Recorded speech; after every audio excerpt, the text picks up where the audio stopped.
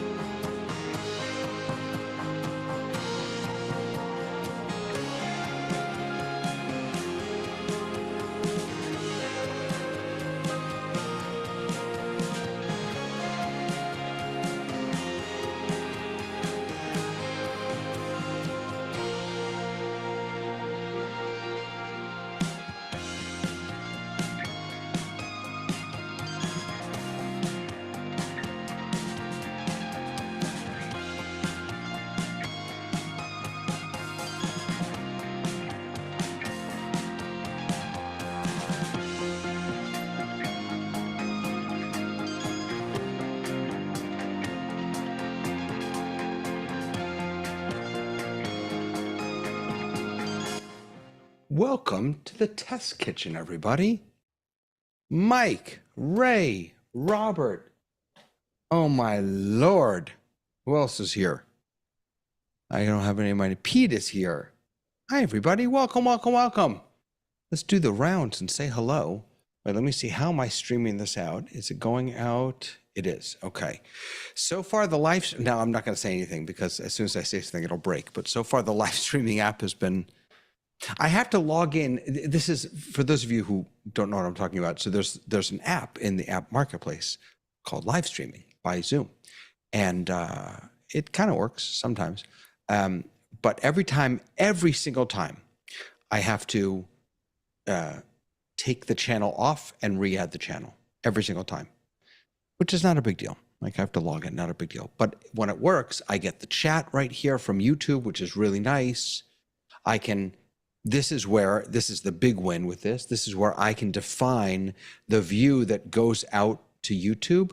Even if so right now I'm in gallery view, but the view going out to YouTube is speaker view, which is, that to me is the killer feature. So it's working. And Happy New Year 20, wait a second. Where are my things? Happy New Year 2020. Now it's not working. I'm pressing, oh, there it is. 2025. These are really July 4th things, but that's all I have. Very, very exciting to ring in the new year with all of you. Ray, how was your new year? It was quiet and peaceful here in Central Florida. Being in an adult 55 plus community has its advantages. We can watch the fireworks in Australia and in London and go to bed at 10:30. That's exactly. I'm not in a 55 plus community and I'm in bed by 10:30. Are you even earlier? Do you hear the fireworks going? Are they around you? Do you hear fireworks going? More so when we lived in Deerfield a lot in Deerfield Oh yeah, Beach. I hear it all the time over here. Yeah. And a little bit in Daytona. We lived there for a while on the beach, but no, it has not been an issue. So that's or nice. we have a good sleep machine that makes enough noise we can't hear anything. That's nice because I hear them and my dog hears them and my dog freaks out. Well, you're in a up and coming. You're in quite a I'm in populated Boca. area. I'm in like the other promised land. Please, I'm where all of us old folks, we move here when we're. You're still in West, aren't you? Ready to die. Yes. Yeah. I'm still in West Boca. Happy New Year anyway. Happy New Year to you. Now, Mike doesn't get to celebrate the New Year because he's in Canada. Wait, do you celebrate the New Year? Really? There it goes. Thanksgiving, they don't celebrate. Oh, it's Thanksgiving. I'm sorry. Yeah. Yes, we do. I just thought maybe you were. We just decide that we don't want to do it the same time that the U.S. does because we're thankful sooner. Oh, you're thankful first. We're thankful first. Yes. How was your New Year's, Mike? New Year's was good. New Year was good. Yep. Good. And good. I was actually up past midnight. I will vouch for that. Yes. I don't understand that. I'm going to be honest with you. I don't understand that at all. And to add to that, to actually go somewhere and be with other people after midnight. That's just the definition of hell for me. Robert, how are you, sir? I am getting better. I unfortunately was sick over the New Year, so I spent my New Year in bed, but I'm getting much better now. No, wait, what is that a cute little turtleneck you got going on? What is that? It's just one of those skiing neck things. I forget what they're called. I'm so sorry you didn't feel well. Ay. And by the way, David, I thought maybe you were talking about the app, the Zoom app. Yeah. One of the things that I like about it is you can multicast to different destinations. Right. When it works, you can do that. Yep, absolutely. So it's actually, nice. You know what? After we make the rounds, I'll show everyone again because it does. You're right. It does have some really nice functionality to it when it works. Pete, how are you, Thank you very much, David, and Happy New Year to you. And Happy New Year to you. How many hours ahead of us are you, Robert? Ahead of Eastern time? Or no, you're behind. It's 9 p.m. now. It's 9 p.m. Oh no, you are ahead. You're 6 hours ahead. Okay. Lovely. Pete, how are you, sir? I'm doing good. My wife and I went out New Year's Eve to a dinner and dance to a band that I've known for a long time and actually got to sit in and play with them on a 3-2. Oh my gosh, that's so much fun. They're like, "Do you know how to play a washboard?" I'm like, "No, but I'll just figure it out." And they're like, "You were really good. How long have you played one?" I'm like, "This is the first time." And I right on beat with them. So That's amazing. That's fantastic. yeah. Good. Fun. We're waiting for the video to appear on YouTube somewhere. No. No? Only on Pete's Discord channel. Discord. Yeah, I got on. I think I got on Discord and my other social media pages. So Gotcha. Hello, Professor Frank. How are you, sir? Happy New Year. Happy New Year. Do you do anything special? Went out and saw some karaoke. Wait. You're not telling the whole story. You didn't just see some karaoke. Frank, you're a karaoke monster, aren't you? My wife is the one with talent. I just watch people. Yeah? Yeah. That's very cool. Yeah, was fun. What kind of karaoke? Like whatever, rock, whatever country? people pick, right? Whatever's there. All right. We should have a Zoom Test Kitchen karaoke party one night. Pete just raised his hand. None of the rest of us You know will show what, up. David? It'll be an interesting event because we'll show how we're all out of sync with everything. When we No, sing. because we'll use the live performance audio profile. Okay. Right? And then we'll Okay. actually be able to, yeah. Wait, by That'd the be way, a good demo. we should, that came out a while back and we have talked nothing about it. We should we should test that out at some point. The challenge is that you need to make sure that we would need to do a little prep because for it to work, everybody has to have the app, have original sound and an external mic. So we could certainly pull it off, but should give people a heads up so we can test that. Hasmuk is here. I see somewhere. Good to see you. Good to not see you. Good to see you. So here, real quick, is the here's the what do you call it? App. Ugh, it's hiding behind my other Zoom windows. Sorry. Here's that app, and move things around for you. So the really nice functionality is up here, right? So I can these three buttons here determine what goes out into the stream. So I can choose, this is follow host view, which would mean if I'm in gallery, it shows gallery. If I'm in speaker, it shows speaker. This is speaker view regardless of what I'm doing, and this is gallery view regardless of what I'm looking at. Prior to this app, whatever the host was looking at is what was going out. And so there were literally dozens of times when Mike would have to say, David, you're in gallery view. David, you're in gallery view, because that's my default is always to leave it in gallery view, and I forget that was going out. So in any case, so that for me is the killer feature. You could also control closed captioning from here. Stop streaming. You can see how many people are watching. We have a huge audience today of 3. You can see your strength. You can check here, what's the privacy status, what's the resolution, and these, by the way, things that were updated in the last fix. What else is there in here? You can refresh the app. I think that's, and as you can see, I get the comments right here. Mike is very, very busy talking to himself over in YouTube, and I can also comment here as well. Happy New Year. And David, even though that the app is telling you that you're 1080p sending out, you're currently only maxing out at 720. Well, that's interesting. Why do you think that is? So it's set to a resolution of 1080. Let's hop into our, what do you call it? Our, what are those things called? Statistics. And see if we can see what the meeting is at. I'm receiving 1080 from you. Yeah, it looks like I'm also sending 1080. That's interesting. I wonder why YouTube would be downgrading, scaling. Huh.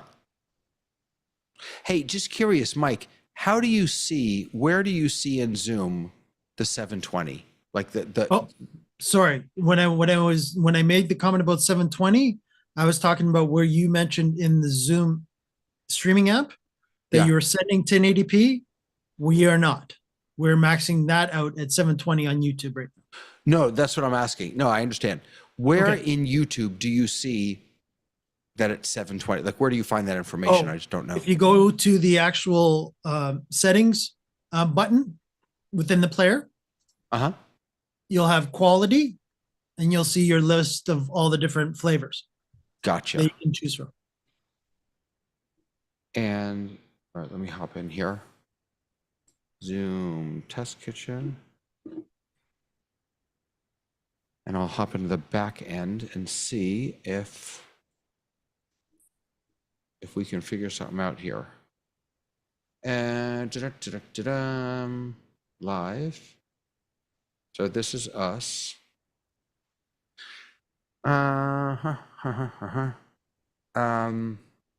Excellent connection. Okay. Let's check here. How stream. I don't see anything. Stream health. Huh. David, go up to the actual player preview there. Yeah. They're checked right there. Yeah. Now look at the different qualities. Oh. Ta-da! Well, that doesn't mean interesting. That doesn't. I wonder if. It should give us a 1080p option in that list. But I wonder if. So that has something to do with the app. No, I don't think so. Why would Zoom? I'm sorry. YouTube is only offering us these two, which leads me to believe this isn't a Zoom app thing. This is a. Well, maybe the channel can only. Maybe we can only. Have we streamed 1080 before? I believe we have, yes. Huh. And again, I think it's the difference between you using the app and you actually using within the client. Oh, you think if I were going directly from the client, we would get 1080? Yeah. Oh. I just think it's a negotiation thing that is happening from the app itself that is for whatever reason not offering. And again, that preview in there, David, is different than what viewers are actually seeing that are watching us, because they do have the option all the way down to 144p all the way up to 720p. But in there, that is just for you because you're just previewing it as the actual content provider. Right. Person live streaming it out. Now it doesn't even think there's something live in here. Go ahead, Frank. Question for Mike. Sir. Please explain a scenario where someone's watching on 144 and why they would do that. Well, it is those old ancient phones that might only have that resolution. But again, yes. So why does YouTube still offer 144p? I do not know. They are offering the whole gamut for us today, though.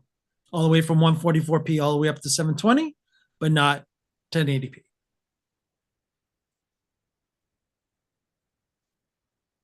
As everybody sees me on YouTube. I can't imagine watching in 144. It would just be like the worst experience possible. Wait, let's try it. Okay, so here's. Oh, that is nasty. Yes, I just tried it. Oh my goodness gracious. Look at the quality difference. Oh, wow. It really is interesting. Why would they even? I mean, I guess if you're really in an ultra low bandwidth and, God forbid for emergency, you need. Wow.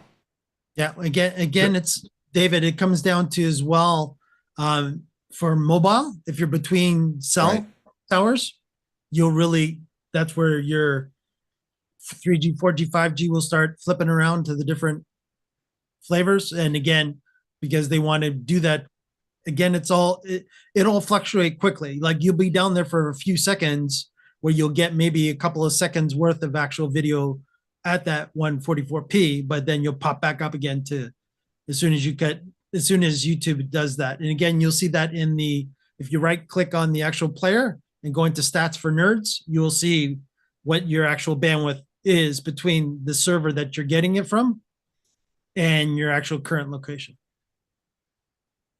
David, I've just done a quick run through your videos on the YouTube channel, the Zoom Test Kitchen YouTube channel. All the videos that you've streamed that have the Zoom logo at the bottom are all going out at 1080p. All the other ones are going out at 720. So it's something to do with the app. Okay. Yeah, I thought so. Thank you, Robert. Huh. Well, there you go. So that would be where's Frank? Frank, we have to send in a bug report, correct? Yeah. I don't know if it's a bug report or a feature request or if there's I think a it's setting that's not set. Yeah. Well, officially it allowed David to put in 1080p, so that would be a bug. Well, it actually defaulted to 1080p. What's interesting is one of the things that Andy mentioned to me last week, because I was complaining a little bit about the app offline, is that it is just so difficult negotiating with all of the different partners that they need to negotiate. For streaming, they're streaming to Twitch and YouTube and Facebook and all those different places. They all have different rules or standards, and they're all changing things constantly. It's such a heavy lift, So not an excuse, just context. Yeah, and when in doubt, custom RTMP. It'll always work. I'll tell you something. I've really been struggling with custom RTMP, and it's probably because I don't know what I'm doing. But like last night, for example, my show, I used a custom RTMP, not through Zoom. It was from something else, and I stopped the show just like I always do, but the stream didn't stop. And again, I'm sure it's user error. In fact, I know it's user error, but it just a reminder, David, we had to make sure that that's functionality. If you're broadcasting to YouTube, that is a YouTube functionality that you would have to go into the account and tweak. Right. Because we had to do that for the Zoom Test Kitchen too. When you're testing the app, when it was semi-broken previously, that was one of the functions that they actually told you to enable until they fixed it. Right. Which we then disabled because it kept going and going. I think part of it's the piece that I sometimes struggle with is the idea of persistent stream keys. I think that's the problem. Persistent. So persistent stream keys is great, especially if you're using hardware encoders, because of the fact that that hardware encoder will always have the config ready to go. And that's where you benefit from a persistent key. Yes. In a software scenario where you're using like your eCam scenario, you could also use persistent key. Again, it's just best. It's easiest for you because every time you set up a new show, you will get a new key if you don't. So that means you have to go into the config and get it. Right. So look here. So I'm setting up a new show, and this always says to me, do you want to use your previous settings? Yes, I want to use the same stream key as, that didn't work. I meant to do that. I want to use the same stream key as last week, as yesterday's. So I hit reuse setting, and now I can just change this. I'm not actually going to schedule this, so it's okay. I'll go to next, whatever. Oh, I don't want to do done because I don't want to actually schedule it. I wanted to show you that you get the stream key area, but I don't know if it's the same stream key. I don't know. It's just a little convoluted to me, the whole stream key thing. But that is not a Zoom issue. Correct. And again, too, if you're also using a third-party service like a Restream, it would also benefit you as well to have a persistent key because you would put that in the config in Restream, so that the next time you just enable it, that it's broadcasting to that account properly. Go ahead, Robert. Sorry. Just about to say, listening to David and the RTMP using the permit, not using different RTMP string keys, it's a bit like your personal room. I think you've really got attached to it. Just like using your personal room. Yeah. It's hard to change. Yeah. Right. It's just, yeah. It sounds so strange to me because I never use the same stream key over and over again, mainly because I'm streaming to different places, but Right. to different accounts that I don't own. So, but you're So in the a reason- different environment. Right. And I wouldn't either. I was asked to because I'm streaming to office hours. And they asked me because apparently, and again, I don't really understand the issue, but it just creates so many stream keys that they have to clean them up all the time. And so they asked me, they said, can you please just use the same stream key? So. Yeah, what they will do, David, is within the account itself, you could actually set up multiple persistent keys, and they can actually keyword that persistent key, meaning that they'll know that it's okay, this is the rundown persistent key. When it comes to us, that's how they'll connect. Oh, wait, how do you do that? That's what I'd like to do. If I could just give it a keyword, that would be great. Yeah, if you go into the config, you'll be able to see there. With of course, do not show everybody your keys, but do keep Well, no, them covered. they when hash you're- it. They do whatever. So how do I? So how? Yeah, I'm So gonna I- make sure I spotlight for everybody. Do I go in here and what? Go live? Schedule stream? Like how do I?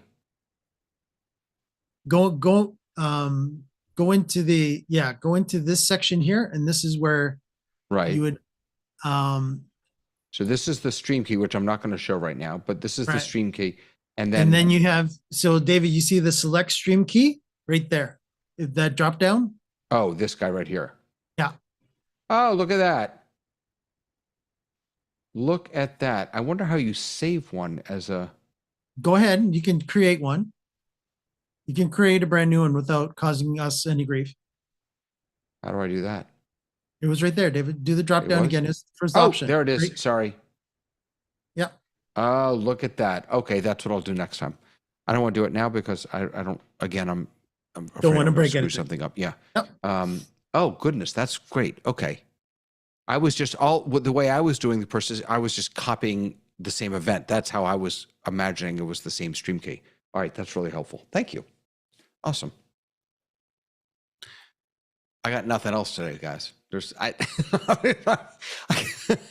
don't. Is there anything that I just got a pop up that there's something new in apps, but then I clicked on it and now I don't see what's new.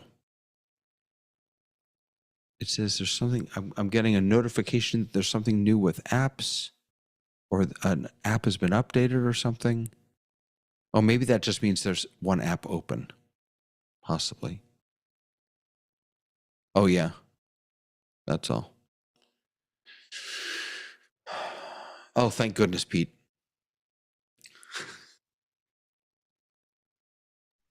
Save the day, Pete. Save the day. I was thinking, let's go to some basics. Gallery view versus speaker view for someone who's managing the Zoom call.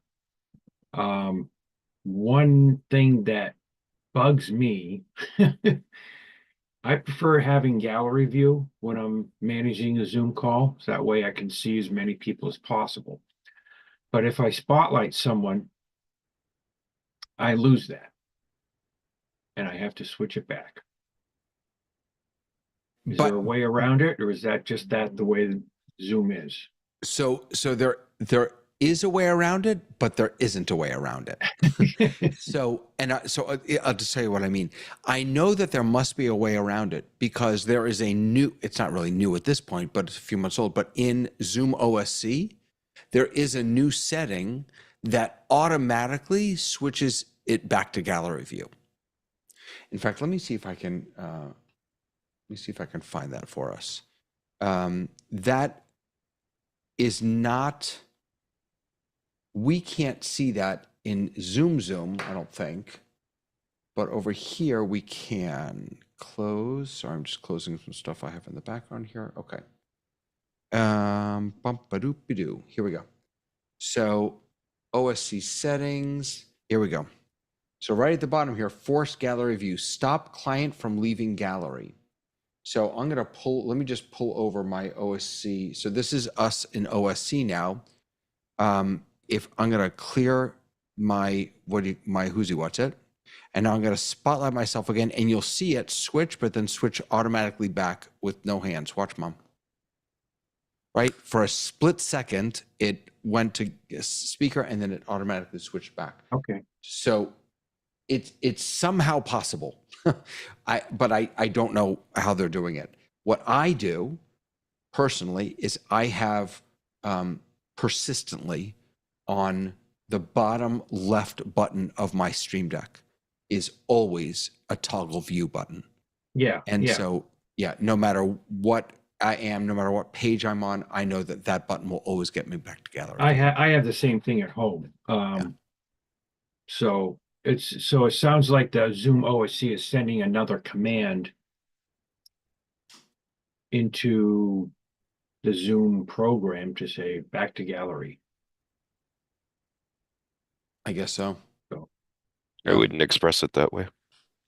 How would you Zoom, express it? Zoom has APIs. ZoomOSC is taking advantage of an API that's not being used in the regular Zoom client.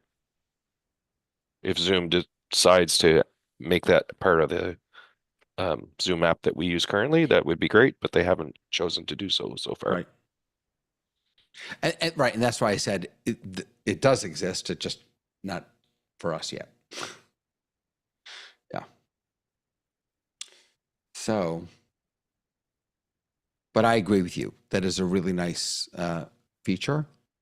The other thing that I'd love is, which we've talked about before, is being able to move my tool, what do they call it at the bottom? The toolbar? Is that what they call it? Being able to move that toolbar from the bottom. But the dock, I'm sorry, that's what it's called. I'd love to be able to move that dock to my second monitor, if possible. You know, by the way, in screen sharing, I was working with someone the other day. Maybe some of you all can enlighten me.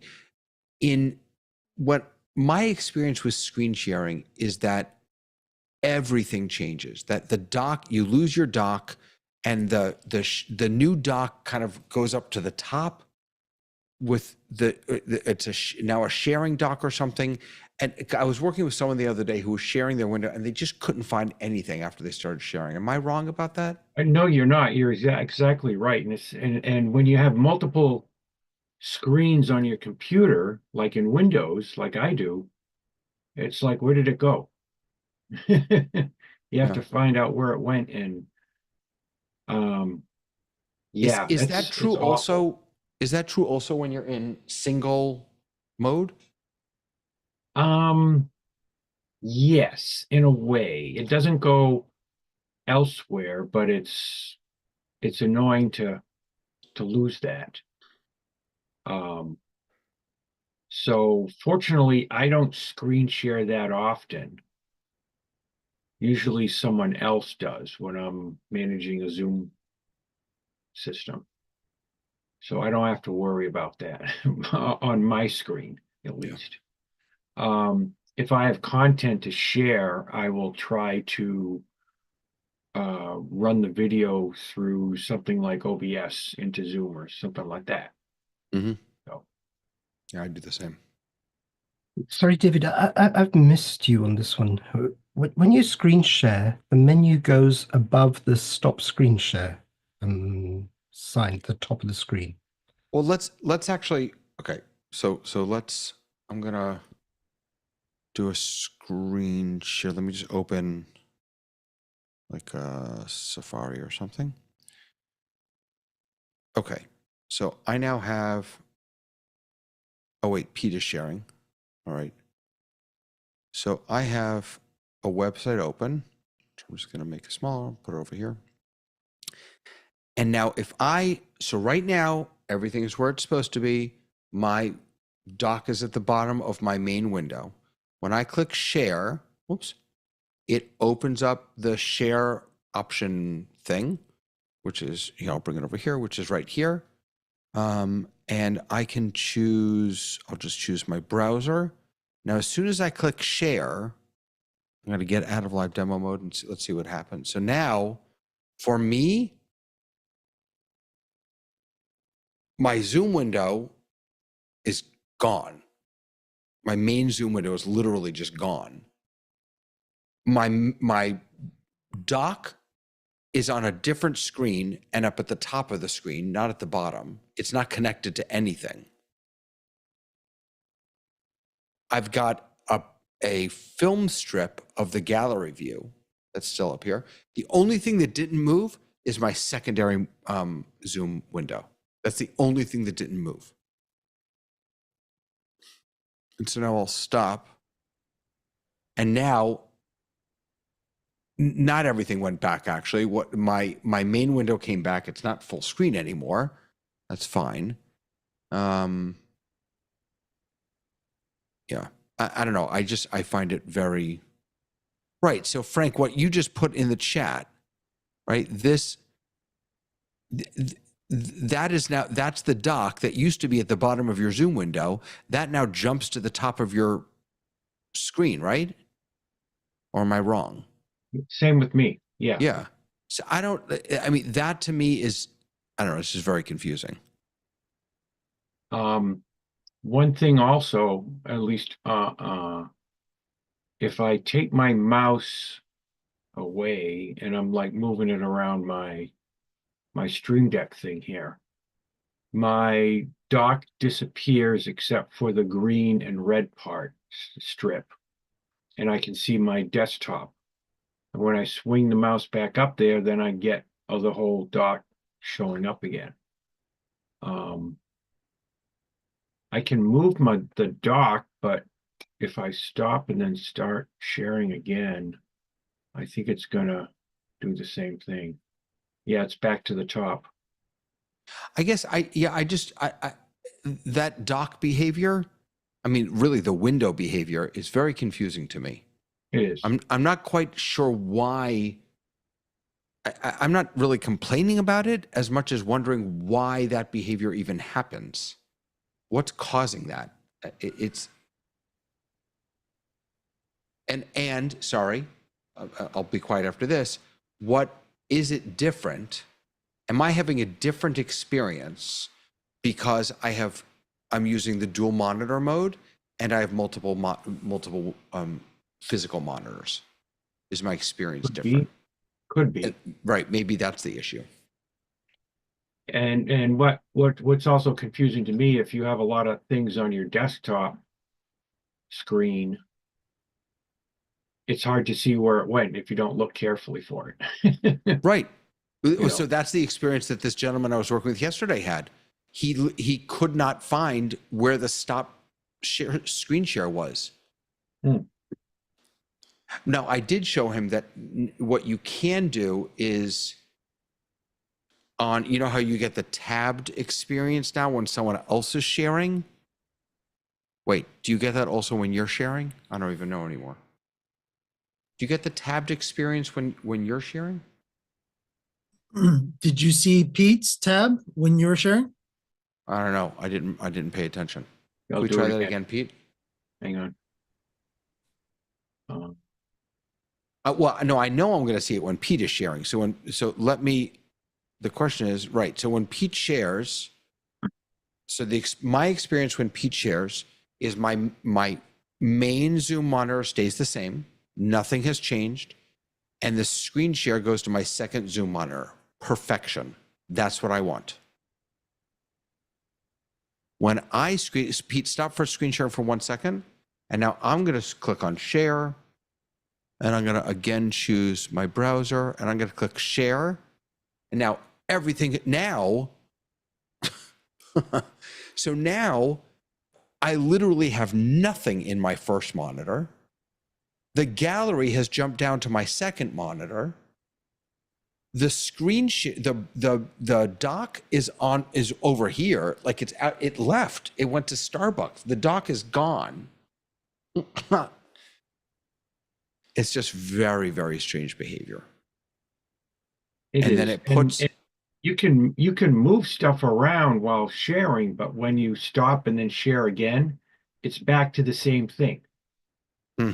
It's not like, some Windows stuff you can move a window someplace, close it, open it up. So usually it comes back to that same place. But I don't know. David, now just try and get some clarity over here. By dock, you're not referring to the Mac dock, because dock is No, used no, for no, the I'm Mac sorry. menu. The, You're the using the Zoom- menu bar in Zoom. Yeah, I'm sorry. The Zoom Menu bar. audio, Okay. video participants. Yeah. Okay, so we've got that right. Now, Frank shared 2 screenshots. Frank, can I ask you to just explain the 2 that you shared, the 2 screenshots? Because one is with some sort of a window and one is without. The first one's when you click share before you're actually sharing, that you do your selection. The second one is the toolbar while you're sharing. Okay, so we've got to that part. And where are you getting lost, David? Or what are you losing? Yeah, the part that that really point? confuses me is to stop sharing it, it's the red button. It's the only red thing on the interface. If you have any context of driving in many countries around the world, red means stop for driving. I think it's pretty easy to find unless there's something weird going on I'm not aware of. Unless, I mean, there are people who are colorblind and they have a different situation, but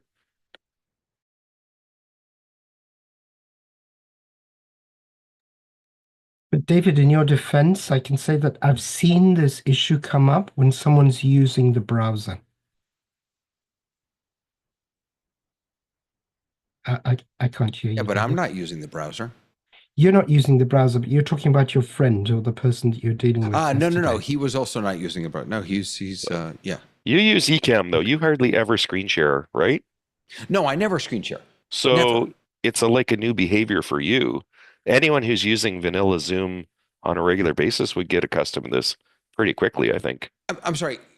Forgive me, but get accustomed to the fact that everything goes on a journey to like into the nether So world. one thing, like I'm not a Zoom designer. I don't work for Zoom, but I mean, in a sense, when you screen share, the state of your toolbar that's specific to sharing goes to the top of the window. That kind of indicates in a way to a user that you're in an altered state of being in Zoom.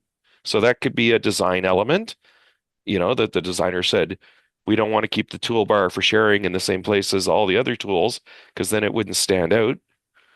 I don't know the internal conversations they had I at know Zoom. you don't know that, but in my defense, if I know how to mute myself, if I know where the button is to mute myself and where the button is to turn off my camera and where the button is to leave, then the button to stop share should and by the way, the button to start share, the button to stop share should be in the same place.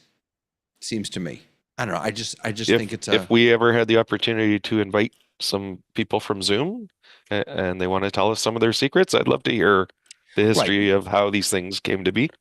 But I'm not bringing it up to just to kvetch. I'm genuinely curious as to why they would make it. I mean, there has to be a reason, I think.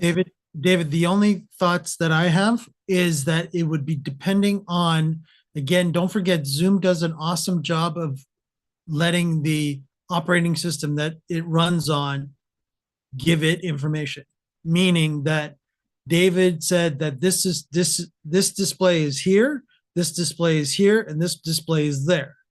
Now I send this to here as Zoom, I send this to there, I send this to there. Now, because David's setup is interesting and let's say non-typical Zoom, as we know that we are very far from being a typical Zoom user. So again, it really would depend on what monitors during a share situation you have basically said that this is your primary, this is your, because we know that you're using dual monitor mode, correct? Yes. When I'm in my office, that's what I'm using. When I'm at home, I've actually switched to not doing that. Right. So do you have this problem at home now? I don't know. I'm not at home. Right. So again, it is related to dual monitor mode. Well, no, wait and a it second. Also, so let's just, someone who's not in dual monitor mode, let's share something and let's see if it goes berserk on you like it goes berserk for me. Does anyone here not use Be- dual monitor mode? Before you do that, Yeah. I think it's more complicated than this. We're talking about different Zoom clients. So like most serious Zoom users are using the Zoom desktop client. If you're a professional, you're probably using the Zoom desktop client. There's a lot of people using the web client on a computer. That's a different experience. It's a whole different client. Then you've got tablets like iPad. I always get confused when I use Zoom on my iPad because I don't use it very often, and it's a different client than the desktop client. And then you've got the same problem with mobile devices. So you're talking about a bunch of different clients that all kind of look and act the same, but not exactly. That's where I find it gets more confusing. But that's just me. No, so I'm with you there. And honestly, I'm okay with it being a little confusing between different clients. What I'm struggling with is why it has to be confusing in the one main client. Like I would like the one main client where they put their energy to be clear and I just want to, I'm curious about the thinking behind it. But does someone not have, I mean, I know I could turn dual monitor mode off, but I'm not sure if it will work when I'm in meeting and, you know, we need a pure single monitor person. Is anyone here a single Not I- not on I'm- purpose. I'm not. I can log out and come back in on single No, I monitor. don't But mean- I David, don't what mean- why during this meeting I fired up a WebEx meeting as well, and WebEx behaves exactly the same. In other words, Really? it opens the window with the presentation and takes the menu to the top. So there's something in the There's architecture got to be that, something. that Yeah. is driving that. That's fascinating. That's really interesting. I wonder what that is. Wow. Huh. Interesting. I truly believe it's by design. I don't think it's a happenstance that it happens. Right. It's probably someone decided that the UI works better when if you're in a different state, such as screen sharing, that the screen displays differently. Right. I'm going to actually hop in and I am going to turn off use dual monitors just Okay. to see what And happens. David, just FYI, it is consistent when every time you did do the share, it did the same thing though. No, we didn't- actually. So No? So I just did it again and now it did what it did the first time. So the first time I shared, it took my, let me just define some terms real quick. So Zoom has a dual monitor mode. All that means is it opens two separate Zoom windows.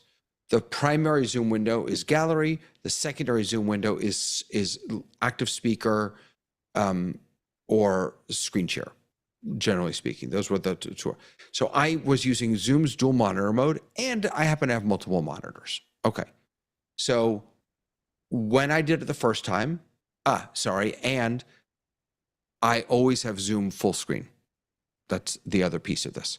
So when I shared the first time, when I had dual monitor mode on, I ended up in what was my main Zoom window with this, you know how the film strip gallery, and then you have at the top, you can change it back to a full gallery, or you can just look at one person. I have that. My secondary monitor didn't change at all. And the Zoom thing popped over to this window. Now that I'm sharing again, that same thing just happened. And I'm not in dual monitor mode now. The only difference between the first time and this time is that my second monitor doesn't exist, so nothing changed there. The second time I shared in between, that the film strip didn't happen. What happened that time was that my gallery view jumped down to the secondary Zoom window. So it's not, I don't have consistent behavior. So I guess another piece of the puzzle. So. Yeah, because I was going to say if it's consistent, then it's definitely looking to the operating system to decide that this is going here, this is going there, this is going here. Oh, that's another piece, Mike. I didn't think about that. Maybe this isn't just Zoom's design, but maybe it's also operating because you're accessing the desktop or apps. Maybe it's also a system setting or system. It very well level could be stuff. depending on, it That's very well interesting. could be depending on the specific display. If you're choosing an Yeah. app that's in one of the other displays, it might actually do some interesting things as well. Oh, Or if you're actually choosing a screen. I didn't think about that. Wait a second. That's another piece. The app that I was choosing was on a different physical monitor. So now, okay, so now I've put the Zoom window, the main Zoom window. I'm putting everything on one monitor. Hold on. I now have literally everything that I own on one monitor. So how do people work like this? Okay, so I've got, and now I'm going to go to share, and I'm going to choose the Brave browser. Okay, so it's maybe a little less confusing because now the share bar, so now I understand, okay, now I understand why the share bar jumps. The share bar, sorry, not the share bar, the Toolbar. the toolbar. Yep. The toolbar jumped to this other monitor because that's where the share was. Now that this share, wait, let me do one more test. So I'm going to stop share. Now I'm going to move what I'm sharing to a third monitor, and I'm going to try it again. And I bet you, I'd be willing to bet that the toolbar is going to jump to that monitor. Yes. Okay. The toolbar will jump to whatever monitor the thing that you're sharing is on. And that makes sense. Now I understand that.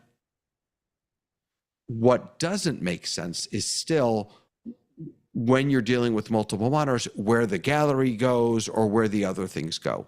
That now is, so that's, okay, now it makes sense. I've definitely made this much more complicated by having multiple physical monitors. Zoom doesn't, Yeah, Zoom is basically doing its best to go, okay, you took the app from here. Well, I'm going to make sure that I don't disturb that app because I need to screen share it right with everybody. And if you move this screen, if you move that to a different monitor too, then I have to rearrange everything else because of the type of resources that, and I'm speaking as if I'm the Zoom app, by the way, the resources that I need to show that, right? And I'm only taking a part of the screen now, which is the app, as compared to the full screen. And yeah, you there's know, a lot of calculations. There is. And, you know, Frank, when you said that there has to be a design piece to this, I think I just am realizing what that is now. And that is that Zoom is assuming that your attention is shifting from the meeting to your screen share if you're the presenter. And so that's why moving the toolbar makes sense. Because it, now in my case, it, you know, when I'm, and I wonder, Ray, if when Ray comes back, I'm curious to hear his thoughts on this, because as a presenter, I'm not paying attention to my presentation. I know my presentation well enough that it's just going, right? And I'm still focused squarely on the gallery view. But I do now understand that moving that toolbar to the screen share is because Zoom is assuming that if you're screen sharing, that you're going to want to pay attention to that. I don't know, Ray, did you, I don't know if you caught that. It's actually something we have to untrain people who get this IV or work from a teleprompter, because we pitch so hard. You're supposed to be looking at the people. You're supposed to be looking at the people. Some people have tried to move the gallery view up into this monitor, and it's just impossible to see, or the screen share stuff. And so remember, people are, I was going to get my phone. People are looking on whatever they're looking at. And so if you switch to screen share, this is not, you have to look at what they're looking at. Right. Does take a little untraining for people. I'm surprised at that, but I discovered, well, what am I supposed, well, the fact is, when you're controlling, your camera should be here, you should be looking at the people, which of course is you're better saying than with looking at a, Are you saying with IB, the gallery is not what's up in the prompter? it's just another monitor. In my computer, so it's you can just put another whatever monitor. you want up there. And so I choose to put Gotcha. the speaker view there. That Right. way, when I'm speaking, I see myself. When you're speaking, I see you. And- That's interesting. So and I know most people, Ray, I think do what you do, and that's probably if there's a right way, that's probably it.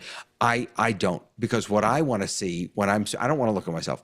I want to see who am I putting to sleep. That's what I want to know. Actually, once you get more than 4 people, and I'd put 4 people up here on the IV monitor, I would do that. But more than 4, I would not. And so, and I would be one of the 4 that I would put up there. But no, you need to concentrate on the message. You're not going to be able to monitor. It's even if you're in an auditorium with 500 people, you can't monitor that they're all paying attention. So No. you really just have to focus on your message. And if somebody and that's what's important. Yeah.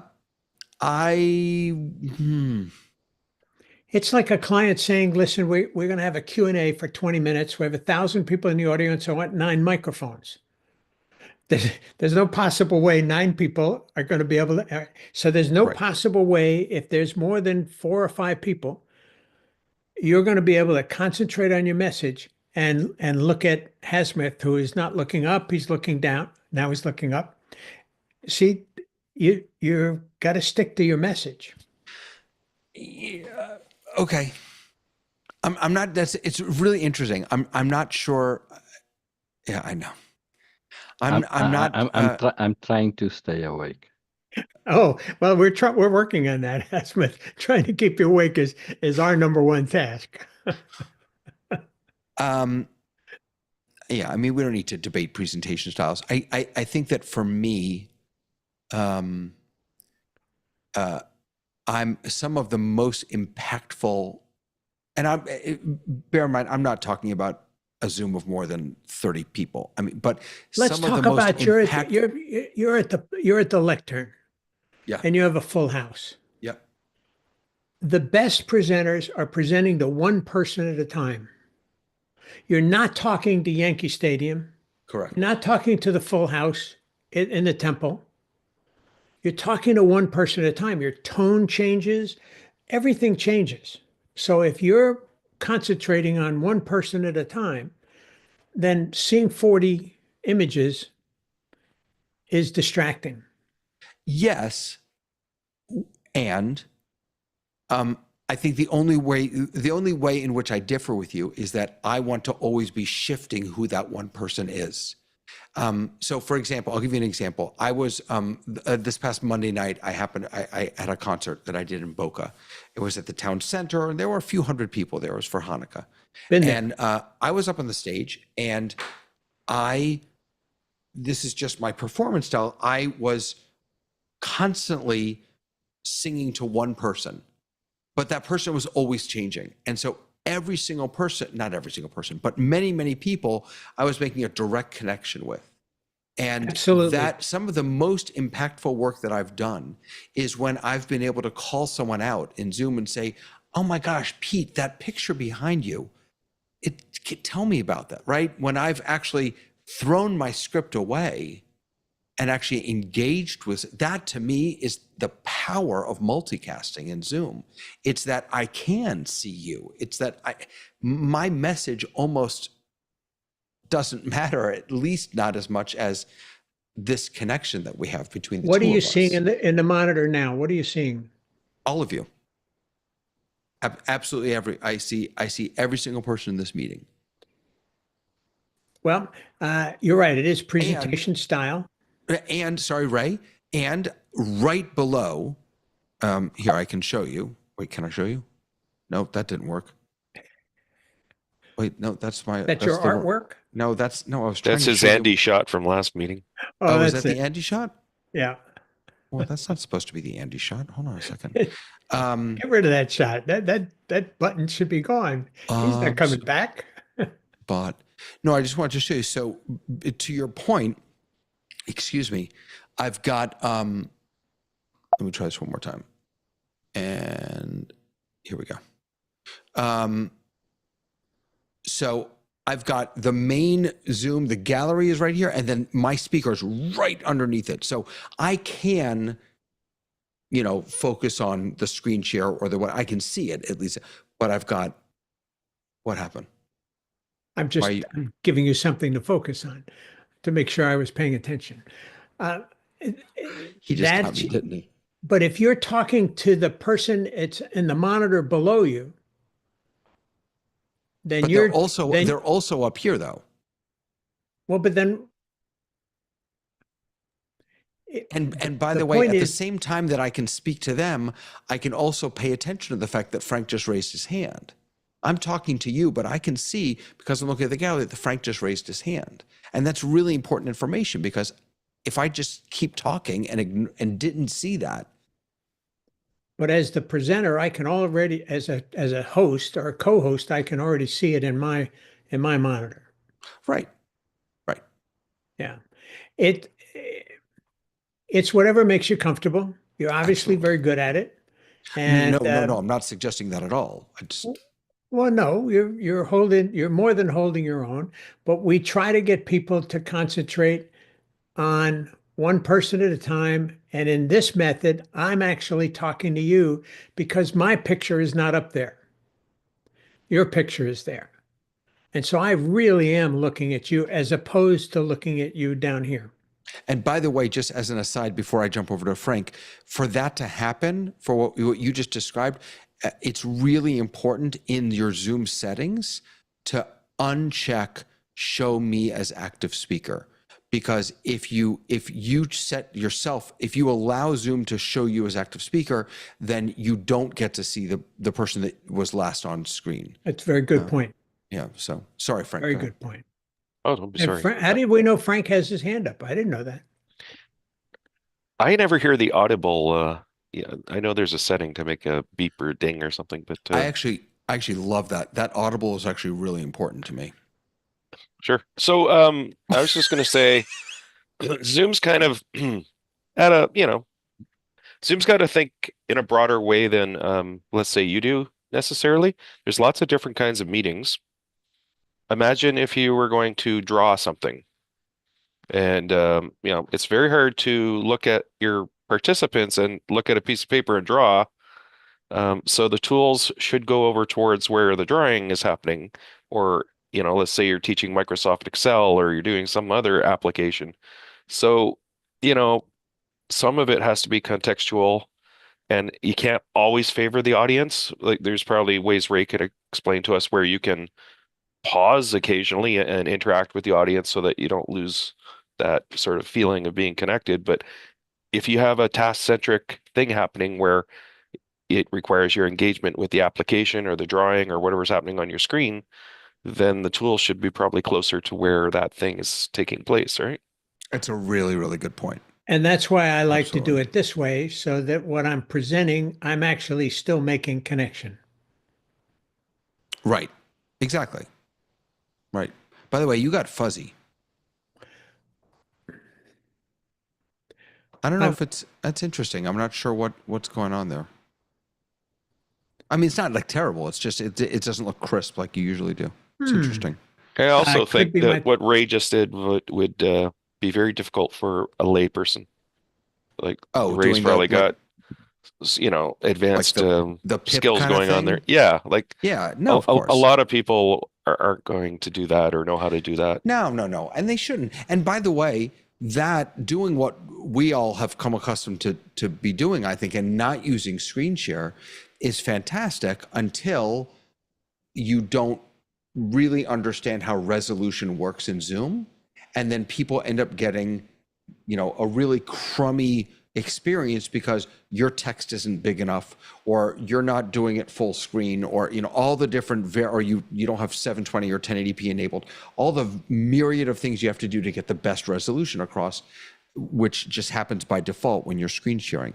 By the way, I just want to, because you mentioned it, I just wanted to share with people, if you're looking for that play audio chime when someone raises their hand, if you go under, I'm not sure if this is just for host or co-host, but under settings, there is setting here, play audio chime when someone has raised their hand.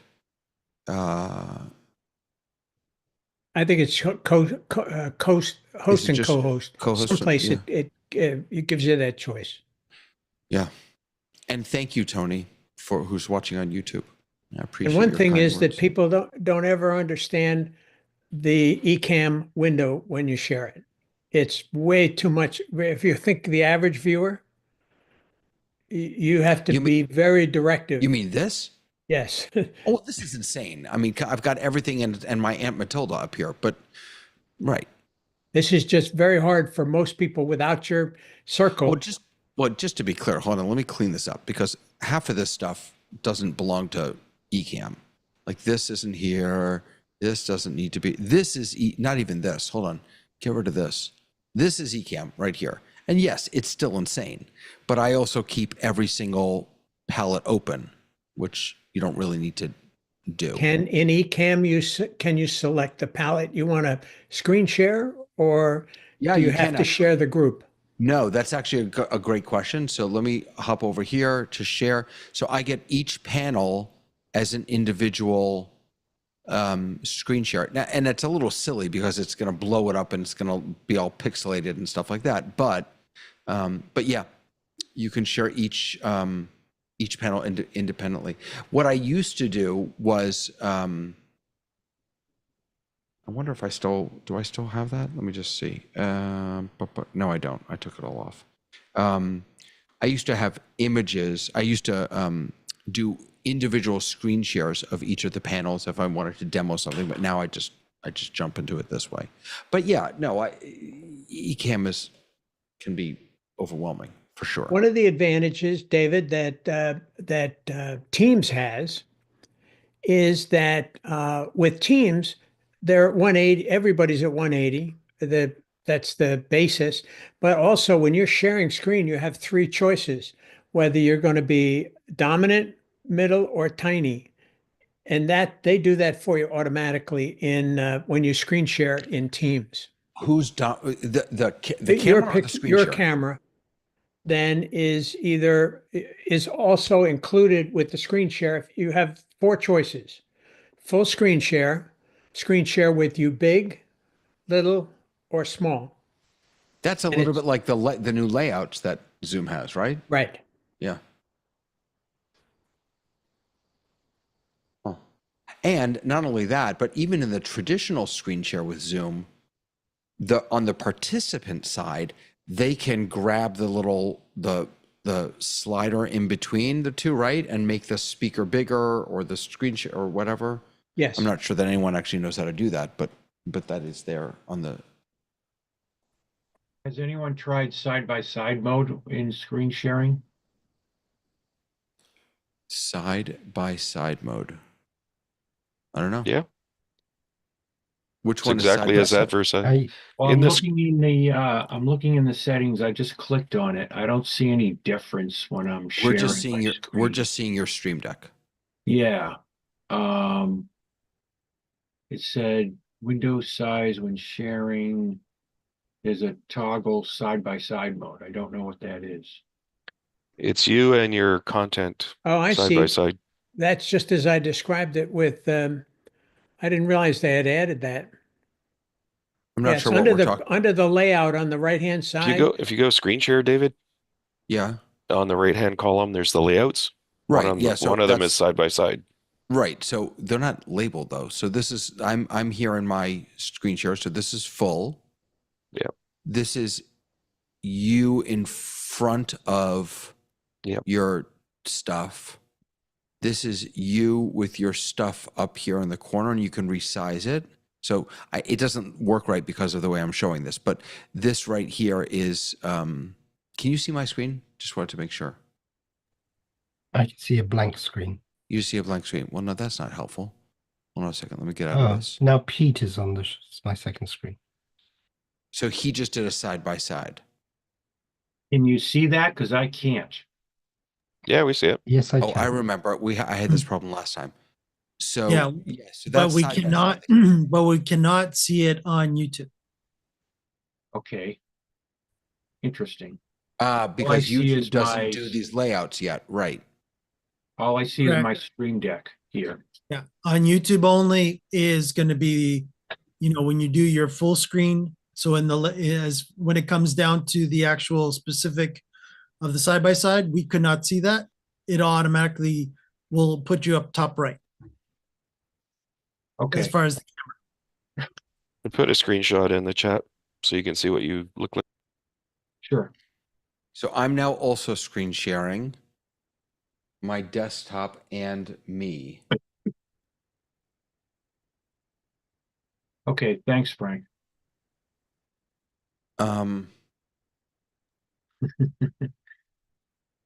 David, I think what we need to just be specific here in that the changing of the sizes of the windows is not available in a meeting. But if you're in a webinar, you can actually go and change the size of those, the It used to proportions be of available. No, PTs. it's available. I can't really show it to you. It doesn't, unfortunately. Oh wait, yeah, I can. Can I? Let me try again. Yeah, I can show it to you. Okay, so, boom, boom, boom, boom, boom. Sorry. So here I'm in my screen sharing, and so I chose the side-by-side one, and so I can now make, this is the screen share one, and this is the camera one. I know they look the same, but just trust me on this one. And I can move them around, and I can, I can do all of this. What you can't do, you have to do this ahead of time. So a couple of things. First of all, you don't see any of these options when you just click on this in this screen share. You have to click on this guy up here, which the arrows are facing the other way when right. So if I go like that, I don't have the options. Oh, actually I do. I lied. Sorry. I apologize. You can do it like that. And then if you click on this guy, you actually see it big so you can actually resize. The only thing you can't do is once I hit share, now I cannot make those changes. Now it's set. And yeah, it is what it is once you share. Right. And I can't adjust anymore. But this is, I mean, this is a nice, this is a really nice view. Let me actually. Sorry, I didn't speak very well there. I was referring to the user view. In a meeting, sorry. I can't change those proportions that you've defined. If I'm in a webinar, I actually have a toolbar in the middle and I can move the proportions. I can change the proportions of the speaker No, to but the that's presentation. so no, you do have that in a meeting also. You didn't have it just then because I was using a layout. But if I just use a traditional screen share, hold on, I'm going to do it right now. You should now have that bar. I have it at least. I can't see you in the screen. So I'm screen sharing my browser window, and then you should see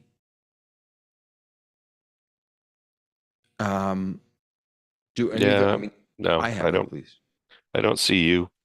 There's just your web browser window. Right, because oh. All right, hold on a second. Let me try that again. I thought that it share.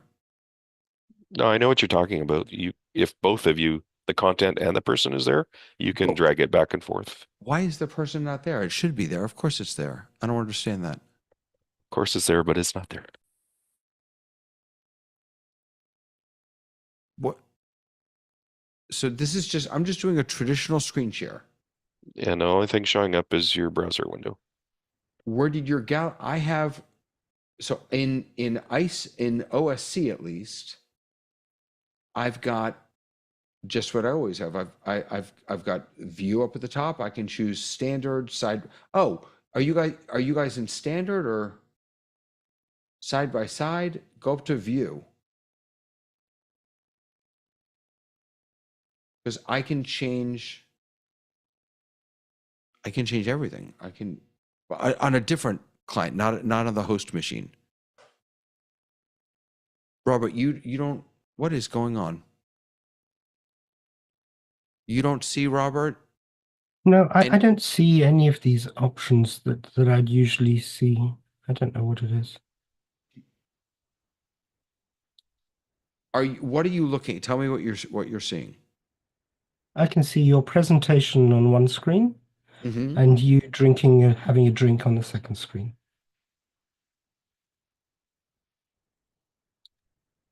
And you're in dual monitor mode. Let me Yeah, try and I'm screen gonna switch. sharing because I'm not Maybe- using Maybe that's why. any weird stuff. Okay, I've switched it off. So now you should have everything in one monitor, Correct. and you should be able to do the little slidey thing. Unless you're in standard, in which case you don't have the slidey thing. If your view is side by side, there are 3 side by sides. There's speaker, gallery, or multi-speaker. David, I stand corrected. When you're in dual monitor mode, the menu for viewing is limited. You don't have that option available to do a side by side. Oh, there you When go. you switch into single monitor, then you have that option. There you go. That That was makes my sense. bad. No, Yeah. not bad at all. I'm sorry. Frank, you were saying something. I think it's solved. We don't need to keep going. Okay. No, it's good. I mean, it's why just out of curiosity, why do you all use dual monitor mode? What value? For the same reason that you use for Stream Decks, David. Because I can't work with Guys, less. I what? can't work with less than 2 screens, Zoom I- or anything else. Right.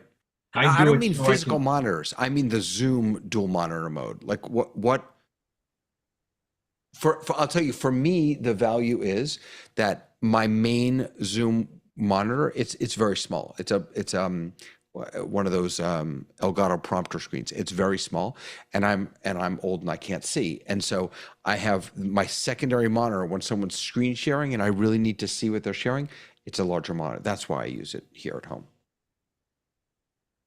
Okay, the reason I use dual monitor mode is I don't have an Elgato prompter. So I have my camera smack in the middle of 2 screens. And then when I'm talking, I can just move my head slightly from one screen to the other whenever I Gotcha. need to, keeping at the same level. I have my second Zoom window that displays Robert right now, but also content at fixed ratio. And when I need to see other applications on my other desktop, I can make it bigger or smaller and get to other things like documents or web pages. And I just sorry. keep gallery mode on one side. Fixed ratio. I think I missed that. All right, hold on. I'll take a screenshot. Oh wait, give me 2 seconds. Yeah, of course. Video you, settings, Rohit. screen share. Miley shares Rohit here from India. It's 3 in the night, so my camera's off. The reason why I use dual screen is if I don't use NDI or ISO, even if my speakers share their screen, my main window, the video doesn't get, the alignment does not change. The screen share goes to the second monitor. So it's just a Right. force of habit that I've got used to that. So when I have dual monitors, I use that as a default setting so that even if I don't use ISO, even if anyone screen shares at any time, when I do screen grab, the screen share or the content goes to the second screen by default, and the layout which I set in my primary monitor stays. So Yeah. And that, thank you for that. I agree with you wholeheartedly. And again, that kind of goes back to when I have to screen share and everything kind of jumps all over the place, that it throws me off. So I appreciate what you just said there.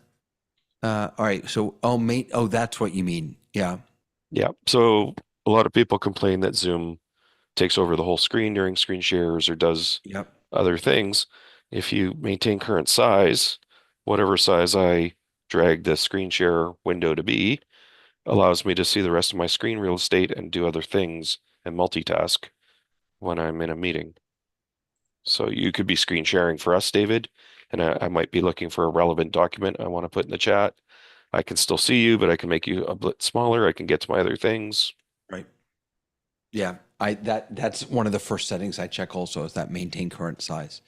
Because otherwise, you're right, it takes a little bit like Keynote if you don't do plain window, it just takes over your entire computer. Yeah. Mike, what you found a pretty font? I did. When Rohit, welcome Rohit, by the way, from the YouTube audience that joined us. But that is the new font that is being used when we don't have video up. So that again is based on the same type of font as you saw. If you take a look at his name as well, you'll see it there as well. Or did I not? And Rohit actually likes the old one better, he says. What if you didn't have that font installed? That was what was coming on the video feed. That's interesting. Is a font in Zoom dependent on what you have installed on your desktop? I don't think so Or on because your this device? because this is coming over the video feed. Oh, so you think it's coming from the Zoom server?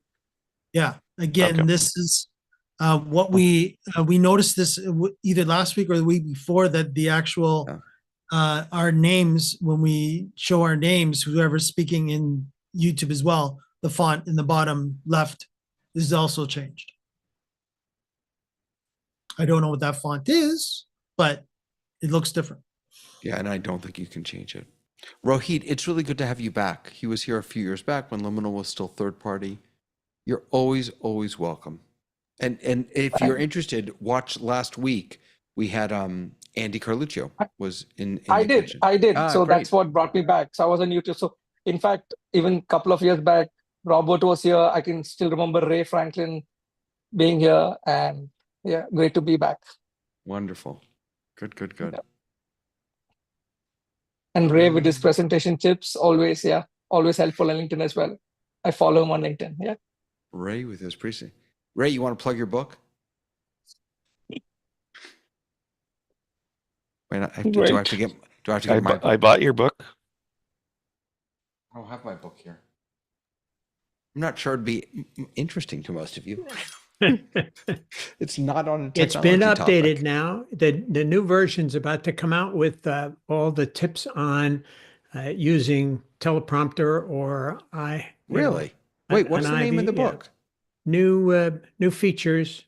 Don't It's tell not us the published name. yet in it's not made it to the Kindle yet, to Amazon. It will shortly. When you it's have that, about, put it in the chat. Added quite a few. I'll do that when it's publishable. Ray, you're all over the place. Presentation that somebody taught me marketing wise, told me own a hashtag. And so I own two really key ones. One of them is Presentation Coach Ray. If you do hashtag Presentation Coach Ray, you're going to find me everywhere. Or hashtag Audience Advocate. That's the other one that I own. And I mean, it's everywhere. By the way, I'm on your website. Is this your website? Yep. Yeah. So you have to change this button. This button doesn't bring you down. Wow. Ironically, it actually brings you up. Well, thank you. Who is that handsome fella you just scrolled past? Wait, let's go. Look at that guy. So wait, I'm just curious. Where can I get your book? Is your book on here? No, it's not. The link's not on there. It's in Amazon. But Ray, hold on, I'll give you the update on it when it's available. All right. I'm gonna get it. I want the book. Exclusive to the Zoom Test Kitchen. We'll send proceeds to support Zoom Test Kitchen. I'm wearing the shirt for crying out loud today, and you're not. I know. I'm Give sorry. Andy I a got shirt? lazy. I got lazy. Did I give Andy a shirt? Yeah. I don't have shirts. I have one. That's all I have. I still haven't got mine yet, but that's all right. I had to make mine, Mike. I'll give you the embroidery. You can make your own. I think it's in Discord. Yeah, it is. I think you're right. Yeah, that's right. Yeah. Okay. And Mr. Tony Mobley from Conversations with Tony Mobley has a question for you, David. Okay, Tony, go for it. Tony is asking, are you using Ecamm with your house of worship? If not, what are you using? Are you using something else? So,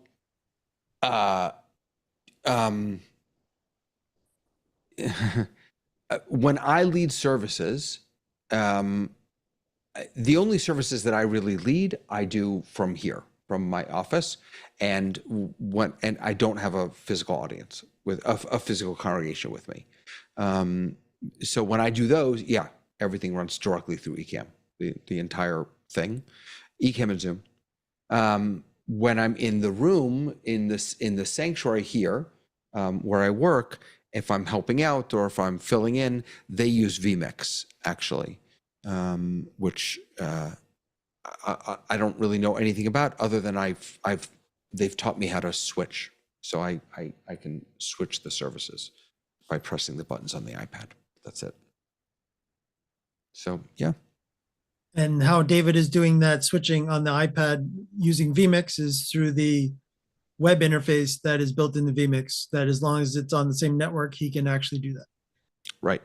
Yeah, I don't have to use a Companion or Stream Deck or any of those things. I actually do. I set up two Stream Deck buttons to do two specific actions. But interestingly, setting up Stream Deck buttons with vMix is a little convoluted. It's like they don't have a simple plugin that you can just, at least not that I found. You have to like go in and you have to create a hotkey or something and then assign. I don't know. It's like this whole thing. I'm a Mac guy. I just like things simple. I just want them to work. I want them to be pretty and colorful with round corners. You know. I guess Stream Deck has a vMix plugin where you can add it, and then when you go into vMix and go into shortcuts, you can click on Find and click on that Stream Deck button. It's straightforward, just like any MIDI controller. So yeah, I think once you download the vMix plugin for Stream Deck, it's pretty straightforward, just like any other MIDI controller. Then maybe Yeah, within BitFocus Companion, there is a vMix component that will, as long as you're on the same network. No, but that's in Companion. That's in Companion. I was just talking about the native. Yeah. Right. Yeah. Yeah. Native also has. I don't use Companion. I use Native. Native has a vMix plugin as well. Yeah. Rohit, do you happen to know if that's a new plugin, or because the last time I did this was 3 years ago? So I've been using it for past 2 years. Oh, okay. If and when, but I used it a couple of weeks back for Revit, and yeah, it's still there. Great. Yeah. Wonderful. You get the vMix once you click on, you drag and drop, you get on that vMix logo on your Stream Deck, and that shows that that's connected to the MIDI controller into your vMix shortcut. Yeah, and you can change it to whatever you want, just like the usual case. Great. Thank you. Awesome. David, What I have else? a question for you. Yes. I'm very curious. You know, at the beginning of this session, you showed us the control panel on the streaming app from Zoom. Remember that? Right at the beginning. Yes. The live streaming app. Yep. Yep. Do you have those options defined as Stream Deck buttons? No. You mean like the different views? The different views, yeah. Yeah, no. There is no good. There is no. There is no official or good Stream Deck plugin for Zoom.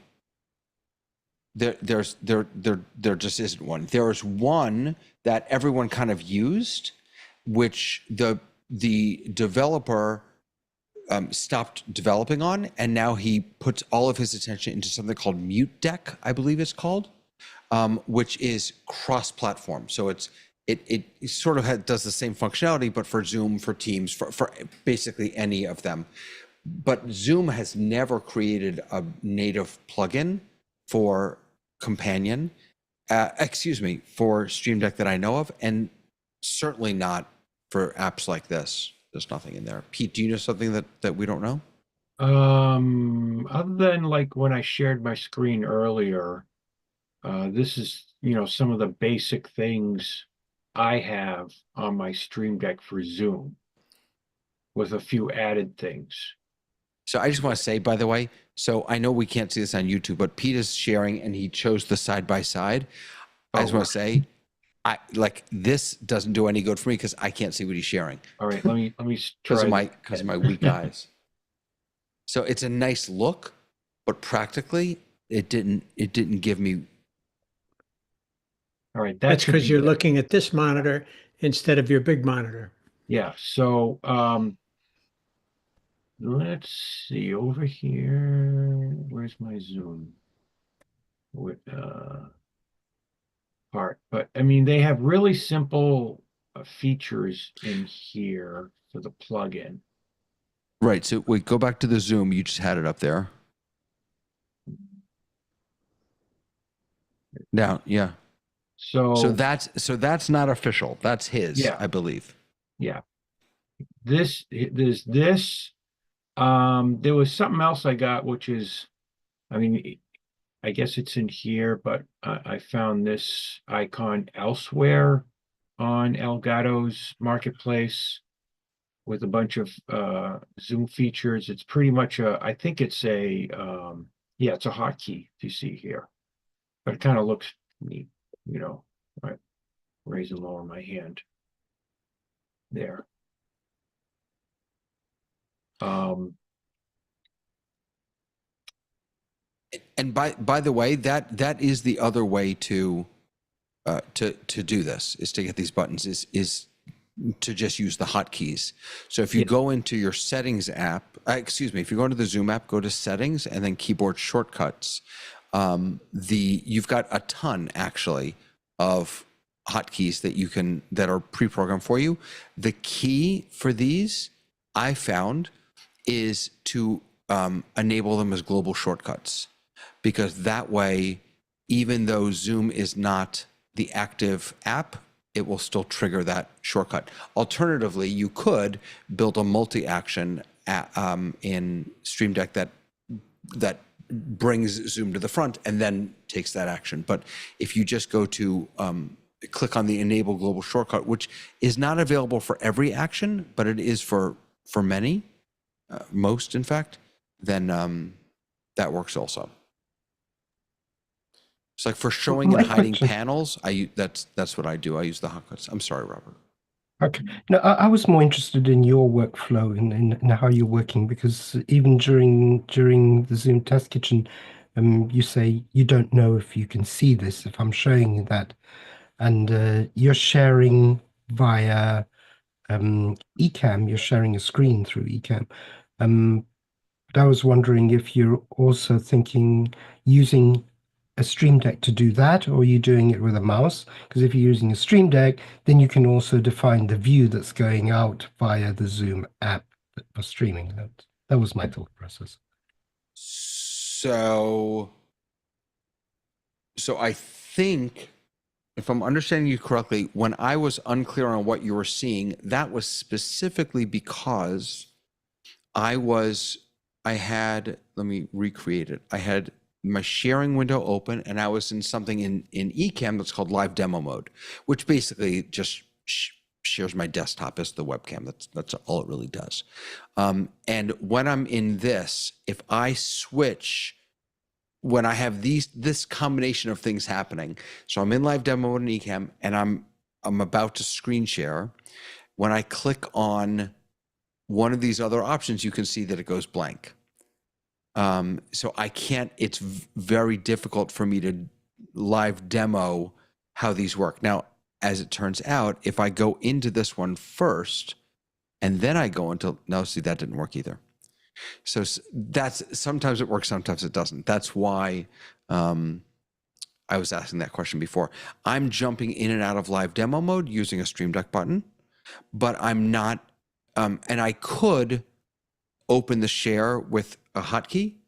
For Zoom, I don't. And that's only because I never screen share in Zoom. When I did, sorry, Robert, last thing. When I did screen share, the way I did it is under, let me pull up settings and I'll show that to you real quick. Yeah, David, just give me a sec. Pete, you're still sharing? Yeah. So we can't see fully on YouTube? So, all right. Another thing I noticed is I cannot lower my hand while I'm sharing. That's strange. So it should be down now. Yeah, that's really It interesting. is. Yeah. Okay, because I just hit the button. Okay. So I'll just finish this one thought, then we can go back to that. So where is it? Oh, here it is. When I was screen sharing, the way I would structure my workflow is I would, and to a certain extent, I do the same thing now, just in a different way. I would have one monitor, usually my laptop monitor, that was my screen share. That I knew that whatever I put on that screen is what I was going to screen share. And then in my settings, I come over here and I choose when I share directly to a, oh no, that's not it. Not Zoom Room. Where is it? Sure. Where's the one, when I share my meeting in a, oh, sorry, here it is. When I share my screen in a meeting, I had automatically share desktop. And what that does is it automatically selects your primary monitor, your primary desktop, and it shares that. So then what I would do is I had a button on my Stream Deck, and it would immediately, I didn't have to deal with selecting what to share. I knew whatever was on that monitor, that's what would screen share. That's not my workflow anymore, but yes. The alternatively, if you don't have this checked, then when you press that screen share button, all it's going to do is it's going to bring up the options, and then you'll still have to click through. I think. Okay, thank you. Yeah. So Pete, you couldn't put your hand down when you were screen sharing? That's so odd. Yeah, we can't Pete, hear you. is that Pete. because you didn't have access to the button, or the button didn't work? Let me try this again. Screen share that.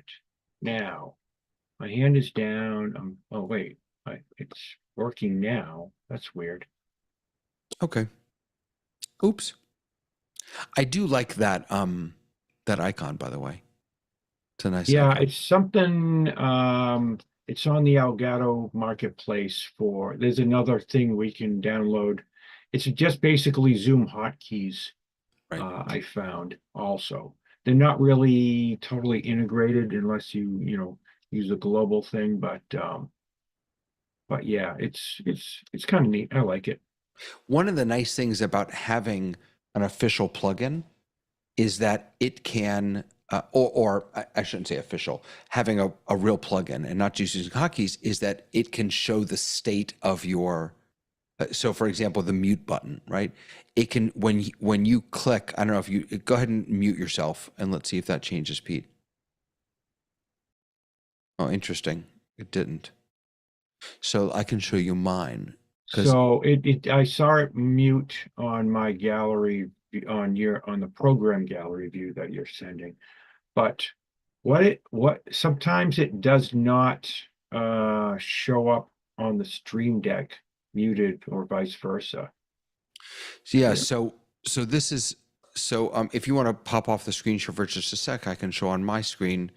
So this is again, it's one of the really nice. So when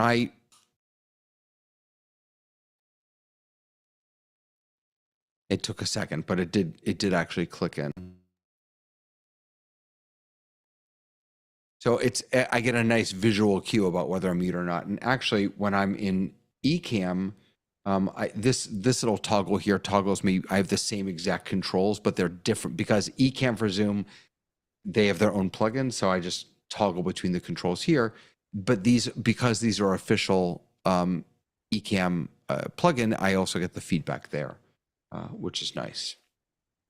David, what I ended up doing, because again, ZoomOSC no longer exists for Windows, is that I needed a way of working That's so around sad.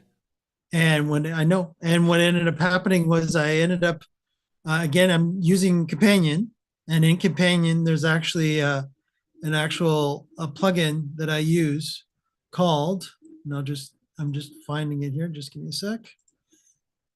It's called Vicreo Listener, VICREO Listener.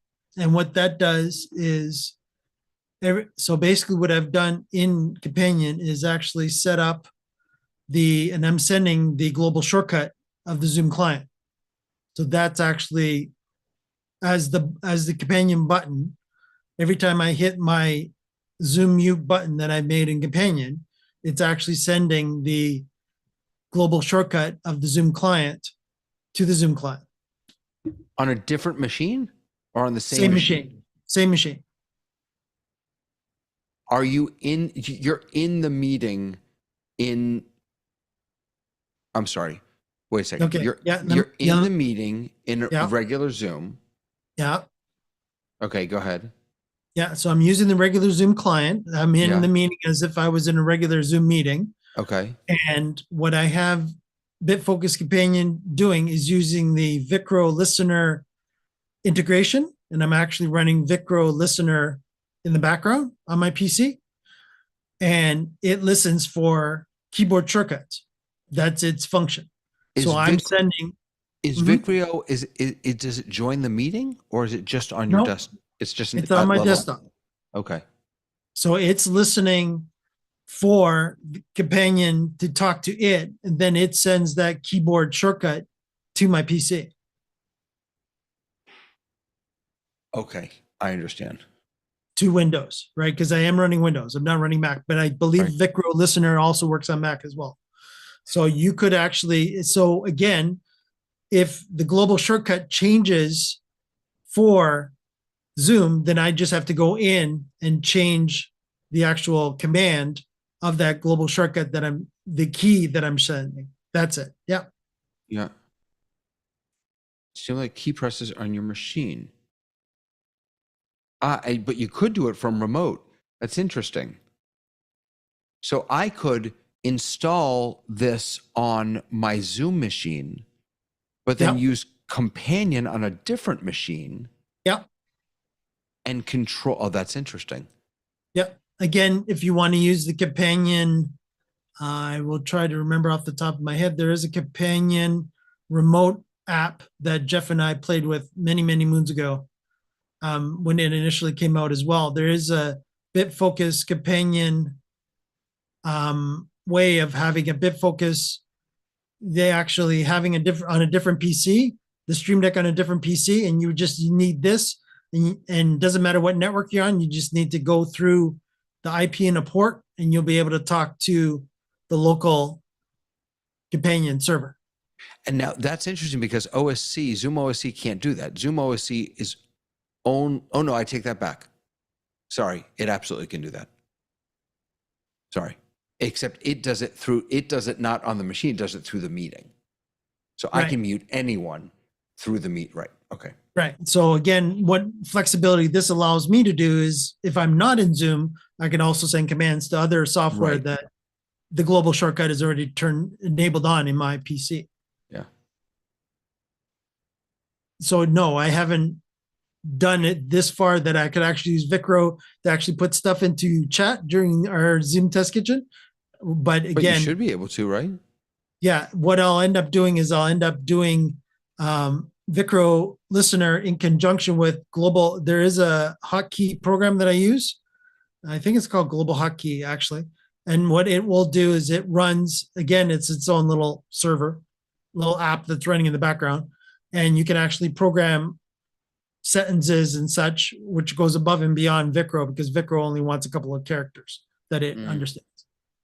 Gotcha. So eventually I could actually go down that road too, because I do that a lot on my main studio, main PC in my office, a lot because I'm typing the same commands all the time in ChatGPT. So I've actually done that where I actually took sentences that I normally say in ChatGPT and made it into that. So all I have to do is like Control Alt F1, and that'll do something. Control F2, and that'll do something else, and it starts typing all these sentences out. Can I tell you, I'm starting a new program. Robert, Happy New Year. I'm starting a new educational program here, and I'm at the stage now where I'm doing, sort of mission, vision, values kind of work. And I had I had a meeting yesterday, and I was trying to describe this program, and I was doing a terrible, terrible job of it. I then spent at least 6 hours straight having a conversation with ChatGPT, back and forth, pounding this out. And it was amazing. I mean, it took believe me, it didn't make, I don't know that it saved me any time, but boy, was I able to iterate on ideas. And I had a thought partner. It was just wild, wild. Now, have you started to utilize the memory functionality? Oh yeah. In fact, that is sweet in itself, because especially if you are smart enough to, if you've said something in ChatGPT in this specific point, let's say you're having a conversation with ChatGPT and there are certain elements in that conversation that you want ChatGPT to remember in the future, you could actually say to ChatGPT, please put this into memory. Oh, nice. And it will throw it up into the memory. So the next time you use that functionality, it'll sit in there and pull it out. Like a lot of the conversations, I keep thinking ChatGPT is a person. The conversations that I have with ChatGPT are very interesting, because a lot of the time I don't have to say much anymore, because a lot of things are in ChatGPT's memory, which is built into, and again, I'm not paying. I'm still using it for free. Interesting. So I have the paid plan, but I will say that one of the things I was watching the other day, something about prompting, and it was saying that we actually shouldn't talk to it like a human being, because what that does is it introduces more complexity than is necessary. As soon as you say please, you're giving ChatGPT a word it doesn't need. I just want to share this though. So I have a lot of Latin and Israeli teachers in the school that I work at, and when they write progress reports, it's like I have to do a tremendous amount of editing. So I'm creating a custom chat GPT for them, a custom GPT. So basically they just click here to craft a comment, and then it says, sure, can you tell me the child's name and grade? And then I can guide you through selecting the appropriate skill area. So then I type in, oops. So this is not real data, so it's okay. Everett, and he's in PK4. So now it's gonna, because of the memory, it's now giving me the different skill areas just for that grade for PK4. And now all I have to do is come over here and say, it says, let me know what skill area, let's do LC. And now what it's gonna do is, because I've uploaded this child's grades in memory, it's now gonna write a comment based on that child's actual grades that the teacher gave. So this isn't just, it's unbelievable. It is. It saves, time saver is an understatement. Yeah. And again, as a thought partner, as a, an anti-blank sheet, blank page. I was going to say, David, what you should do is, just for the sake of content for us, for Zoom Test Kitchen, I was actually contemplating this too. Ask ChatGPT in history for Zoom. Is there anything on today's date milestone that Zoom did for today's date? Any interesting history about Zoom from this date? Oh, I'm not sharing, so. Searching the web. Yeah, okay, no. Zoom 24 rebrand as of no, this was not helpful at all. Oh, wait, but you know what I could do? Sorry, let me try this again, but I'm gonna do it as a search instead. Search the web. Let's see if I mean, it already gave me some nice, no. Nope. It's just giving me, which I like. It's giving me links. I had set ChatGPT as my default search engine. I actually turned it off, because what I learned is that when I search, I actually don't want summaries. I want it to actually give me websites that I can visit. So I now, one of the beautiful things when you install the app is that I can just do Option C, and it pops up at the bottom here, and I can just start typing. More often than not, though, I just use it in the browser. But yeah, it really is pretty fantastic. Pretty wonderful. Have you tried having on the Rundown show your co-host be ChatGPT? Say it one more time. Have you had on the Rundown show? Have you tried to have your co-host to be ChatGPT? No, but I use Notebook LM to prep for every show. I gather the sources, I pop them into Notebook LM from Google, and it then creates a briefing doc and questions, stuff like that. Rohit wants us to try X.AI. Alright. I'm not going to because I have issues with, well, whatever. But I will say this is kind of fun. Like just playing with this and getting it to light up. It's kind of cool. Bringing Grok to everyone. Try now on X. So this lives in X? Huh. All right, let's try it. Did anything important happen in history on this day having to do with Zoom?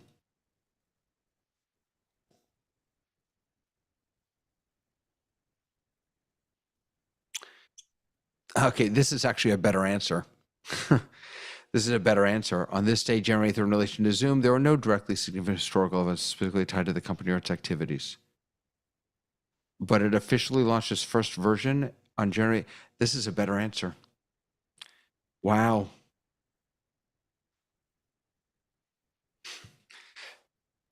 I didn't see that coming, Rohit. I was not expecting to be. I've tried, I've spent quite a bit of time trying, what's the Google one called? Gemini. And I stopped, and I just like with anger in my heart, I stopped because I was using it in a Google Sheet. I was using a Google Sheet and I wanted it to just write a script for me. Something that I've done hundreds of times in OpenAI, and Gemini couldn't do it.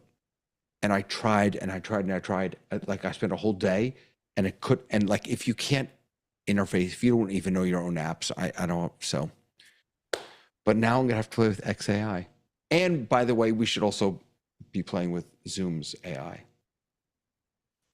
Yeah, of course. But what I was getting back to was the fact that many radio stations now are actually using ChatGPT to actually be the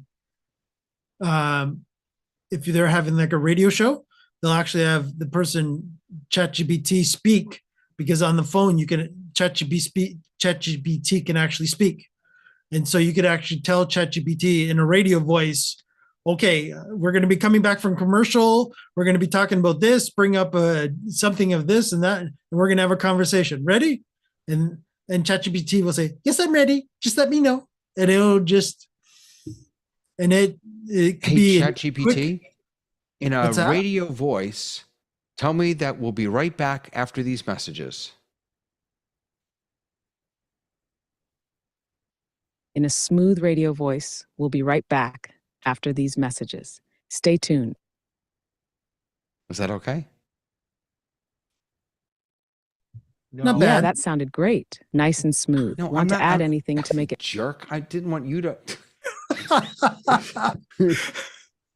Hold on. That was not the advanced voice mode. It's different now. Oh, there we go. Hey, chat, how you doing today?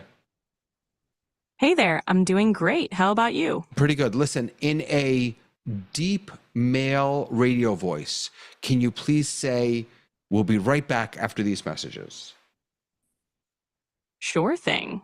In a deep... Sorry, I can't do impressions. Is there anything else you'd like help with? Wait, did you hear that? She said, sorry, I can't do impressions. Okay, just in your own voice, do radio voice, your best radio voice. We'll be right back after these messages. We'll be right back after these messages. Sounds good to me. I love this stuff so much. Yeah, but Pete, that was pretty. Go ahead. One thing it's not doing is, we'll be right back. Oh, you can tell it to be, you can tell it to give enunciations to certain things, but David would just have to prep ChatGPT ahead of time a lot further and give it a lot more criteria as if he was typing, like you're doing your actual give that full information, then and David could actually cue ChatGPT and say, wait for me to cue you. And David could be talking and all of a sudden say, go ahead, ChatGPT. Then she'll actually say that. And boom. And then you can go to commercial. There you go. There you go. Yeah, and Frank actually pulled up. Take a look at that link at the AIradio.host. Yeah, there's a full radio station online if you actually are interested that is fully automated via AI. You wouldn't even know that the radio station actually is not run by a human at all. It's full AI. Wow. Chooses the music AI. The speakers are AI, and it's actually it's a fictitious Springfield location related to The Simpsons. They're pulling all kinds of Simpsons type data, and they'll throw all kinds of catch things in, and it's a couple of people talking, but yet it's all fully AI. It's wild.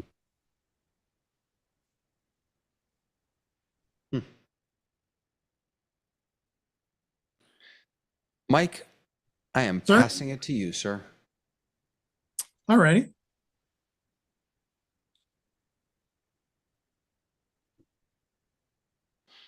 It was a slow week in Zoom land. It was, but yeah, I did notice that there was a couple of my machines did get updated within the last few days, but I don't know why. Oh, really?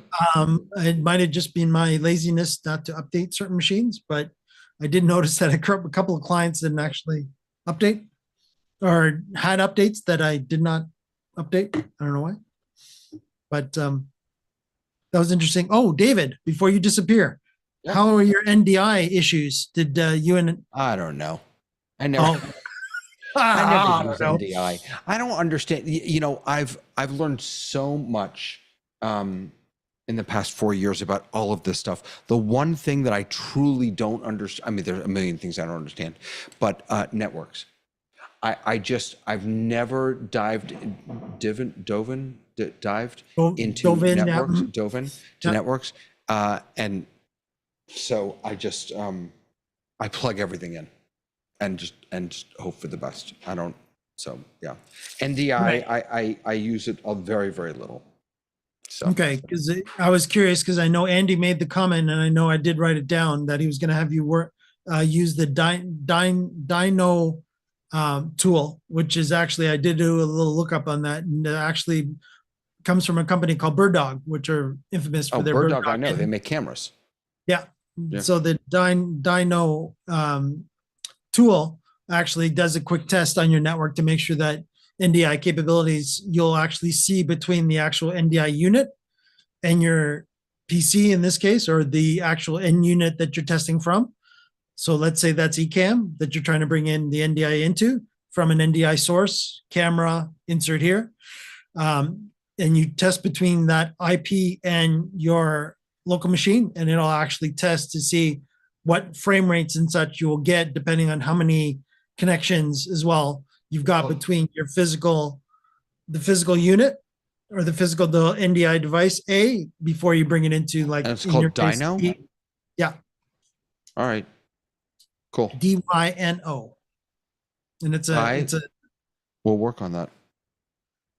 Again, it will come down to the your network gear as well. Better gear, the better reliability, obviously.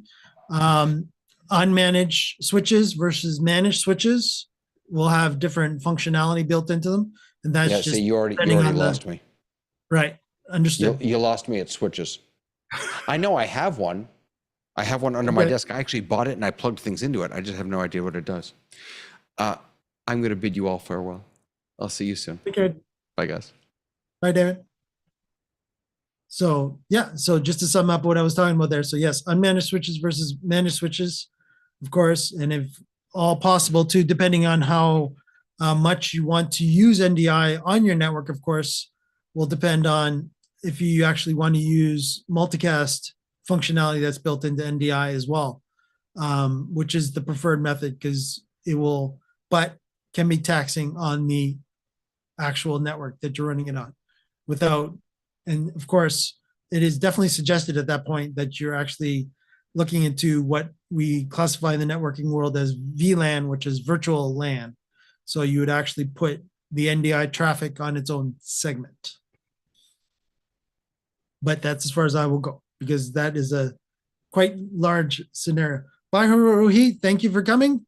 And oh, it's 3:30 in the morning there. Yes, definitely. Take care. Thanks for joining, and join anytime. And I will put Bye-bye. out the bye. And I'll also let everybody know that, yes, we're definitely taking additional. Oh, there we go. I'm back again. Wrong switch. Look at that. Who knew? So let me do that again. I think.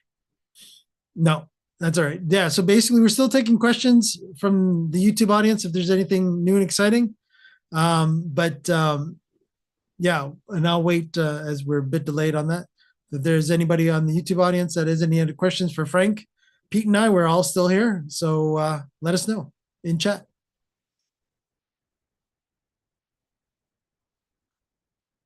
So Frank, you're going back. I guess you'll be back next week, right? No. No? I took some time off. Took more time off. Excellent. That's good. That's cool. Yeah. Let me just see here. Is there anything else? Trying to think if there was any thoughts that I had. So Pete, you're really enjoying the Stream Deck, using the actual Stream Deck software itself without actually going to Companion yet, right? Yes, I haven't had a time to learn Companion that well. But it's, I mean, I've got it working to what I need it for here.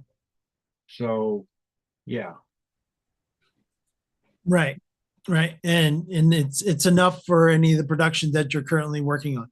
Yes. Right. Right. And again, what I was bringing up earlier, which again was for my own use, was to be able to turn camera on and off, turn the mic on and off. That was the main. Again, I'm using, as I was mentioning to David earlier, I was using the actual global shortcuts, and I was just programming that in so that should there be any broken apps, even if there was, even if, let's say I was using ZoomOSC and for whatever reason they were a third-party company and not within Zoom, of course, that they didn't update themselves because Zoom modified their API, I would not lose that functionality because I'm using the actual Zoom client's global shortcut, unless, of course, Zoom updated the global, unless Zoom updated the client themselves specifically and changed the global shortcut, then of course I would have to go in quickly and change that from what it currently is to the new global shortcut combination.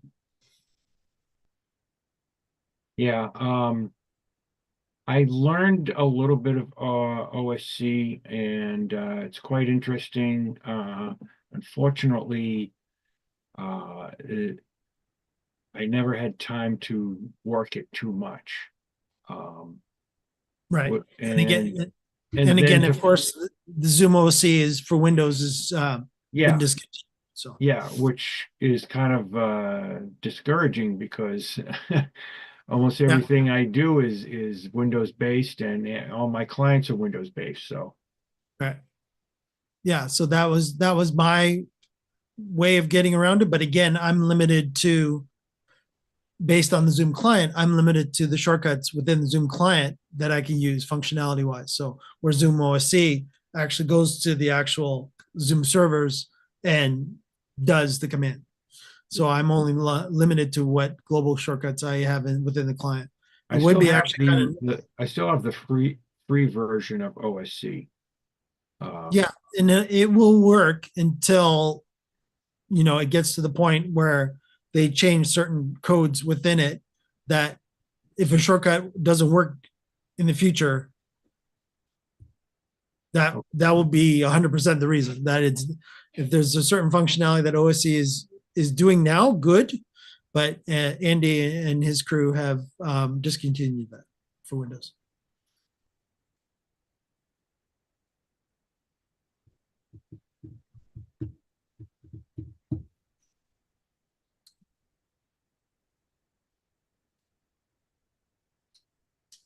Okay.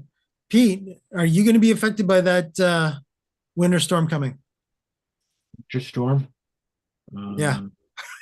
I haven't looked at my weather. I know that. I alert know yet. that there's been a lot of talk about it in Cincinnati. So Ohio's definitely been looking into being concerned because they're looking at almost a foot of snow coming over the next When? couple days. With Saturday, Sunday. Okay, today's Friday. I don't see it happening here right now. You guys might be delayed a day or two.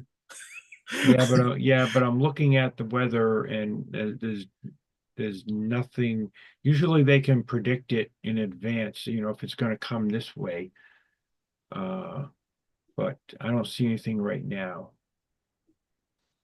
for it.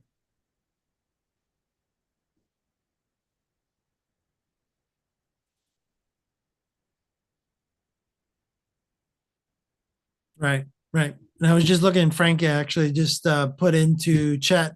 Costco is now selling, that's the Mac Mini, even though it looks a bit, the picture looks a bit like Studio, but it's definitely the Mac Mini in there. So for $579.99 US, that's the current pricing at Costco for the Mac Mini, Apple Yeah, M4. M4. Yeah, and that is the 16 gig model with 256 gig of storage, SSD storage. You've invested in one, Frank. No, I've got an M3 in front of me, so I'm not in a rush. But if you really wanted to use ZoomOSC, you'll get a lot of value out of. I think that's a really good value for that M4 chip. Yeah, yeah. So your M3 was probably pretty close to that price US when you got it, Frank, correct? I'm on a MacBook Pro M3. Oh, So okay. it's quite a bit more. Yeah, yeah, absolutely. So they actually have the Mac Studio there as well. So I'll throw that price out there as well. Oh my, didn't that Yeah, go but up? in that's price? not, and like I was trying to find a entry level, you could find an old M1 Mac Mini or something, I guess. Be even Right. cheaper Hmm. if you really want to keep using Companion and OSC. Right. Right. Yeah. Yeah. So that was a good thought, Frank, because of the fact of if you did want that. You can Again, dual boot on a Mac Mini and run Windows and Mac on it at the same time. yeah, is that still using I'm trying to think of the Yeah, like a gap again, I'm not cable. in the Mac world. Parallels. Yeah. Yeah. Is that using parallels? Yep. There's other ways to do it. Cool.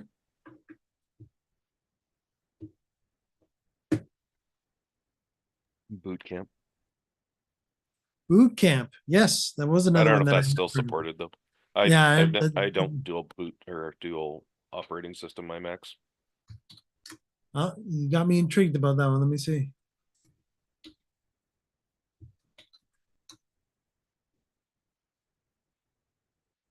Hmm. Yeah, it looks like there's a document that still, as of April 2024, install Windows 10 on your Mac with Boot Camp Assistant. So fairly up to date still. Why?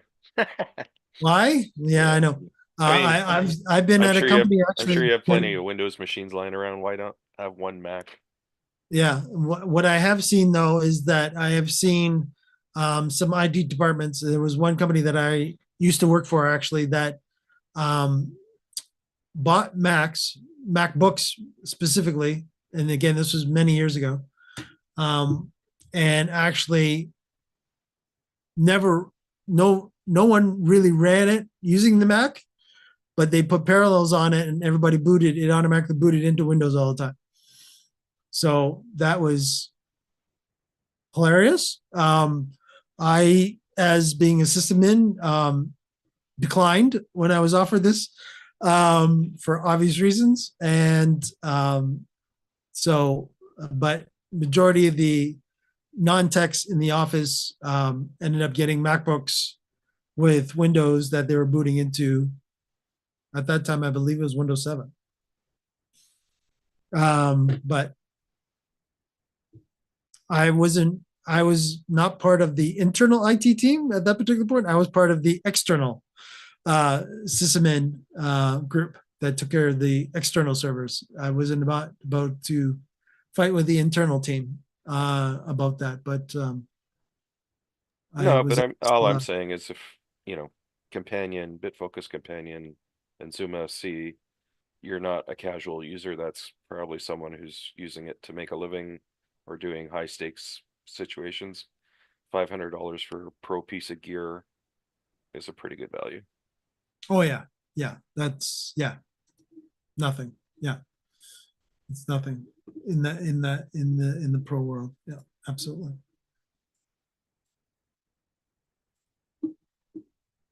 Okay. We still got a lot of people watching us on YouTube. If anybody does have questions, do let us know in chat.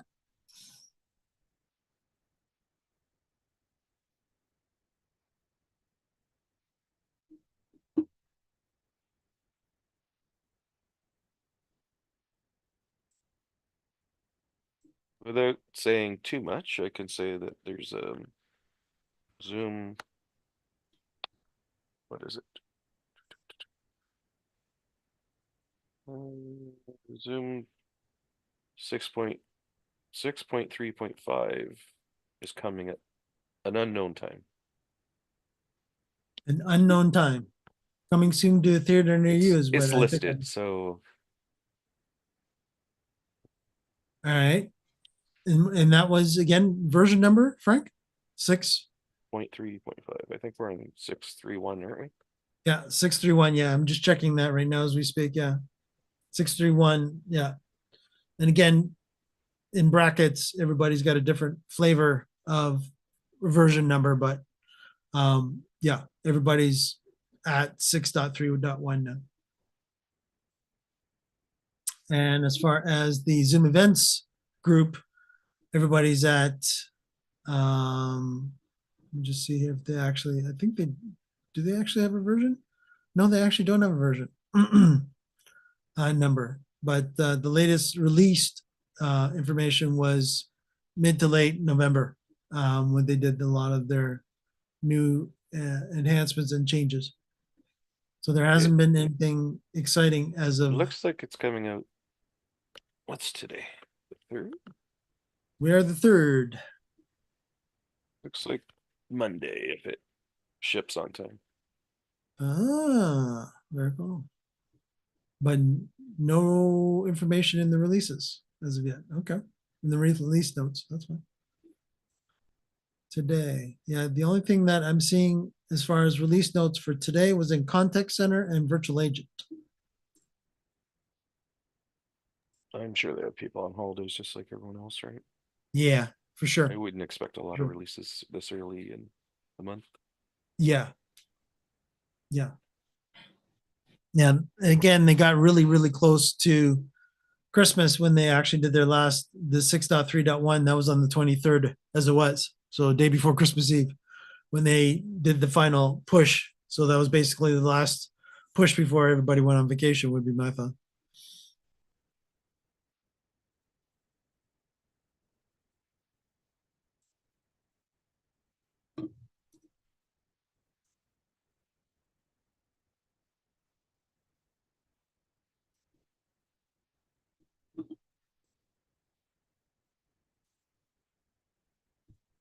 All right, I'll do the last call for any questions on from the YouTube audience.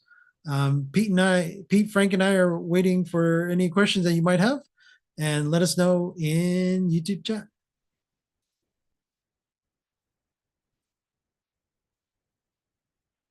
So what's coming up this week, guys? Anything exciting? No, not really. Sleeping. No, the boys are shaking their head no at me, just in case everybody didn't see that. The usual stuff. The usual stuff. Right. The usual stuff. Pete's going to be on the radio this week? I think so. My schedule. Are you Yes. scheduled? Yes. So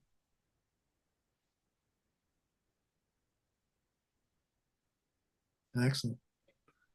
No, And actually, lucky, no, and lucky I'm Frank. not. Not this week. No. Not this week, Pete. No. Okay. And Frank is the lucky guy. He's got another week of vacation. Something like that. Something like that. All right. Cool.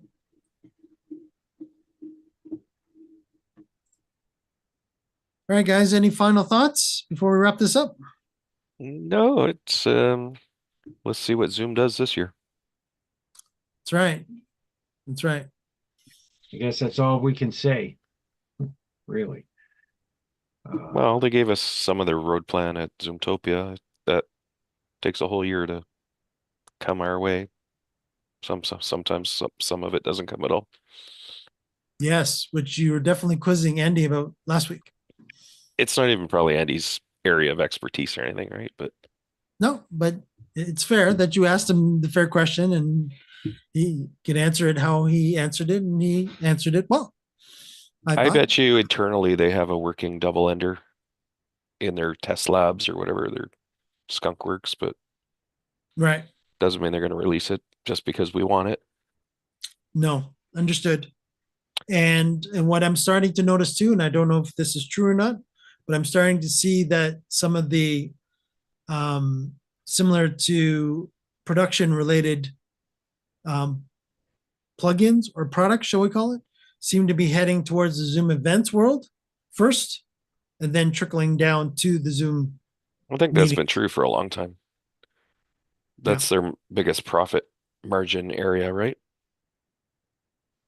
Yeah, yeah. I know that there's again in the I'm just actually waiting, and this is if Josh is watching. Josh, I don't know if there's going to be a meeting this Wednesday, so let us know. I don't know at this particular point, but those should be resuming within a week or two. The Zoom events weekly meetings. Should be listed on the Zoom events site. True. I know that Josh mentioned at the end of the year when we had our last meeting that he had to redo the reoccurring again within the event platform because he uses the event platform obviously to invite us. I've been to that, but I have a conflicting meeting every week at the same time, so I never get to go. Yeah, it's good. It can be sometimes depending on who arrives. There's usually the regulars is usually Josh, of course, myself, Ray will show up, John, which has been on here many times, and also Denise as well, from the Guru Pros as well, has been on the weekly events platform meetings because Ray and her are very much involved with Zoom when it comes to educating customers on the events platform outside of normal Zoom tech support or the community.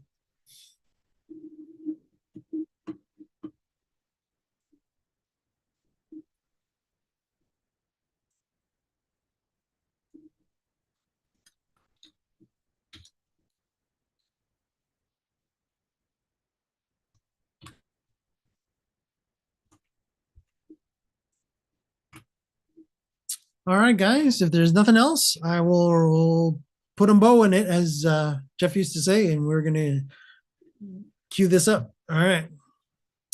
So if I hit the button properly and everything works properly, nope, not that time. One more time. Nope, still not that time. Let's get this working. Why not? We're in the Zoom test kitchen. All right.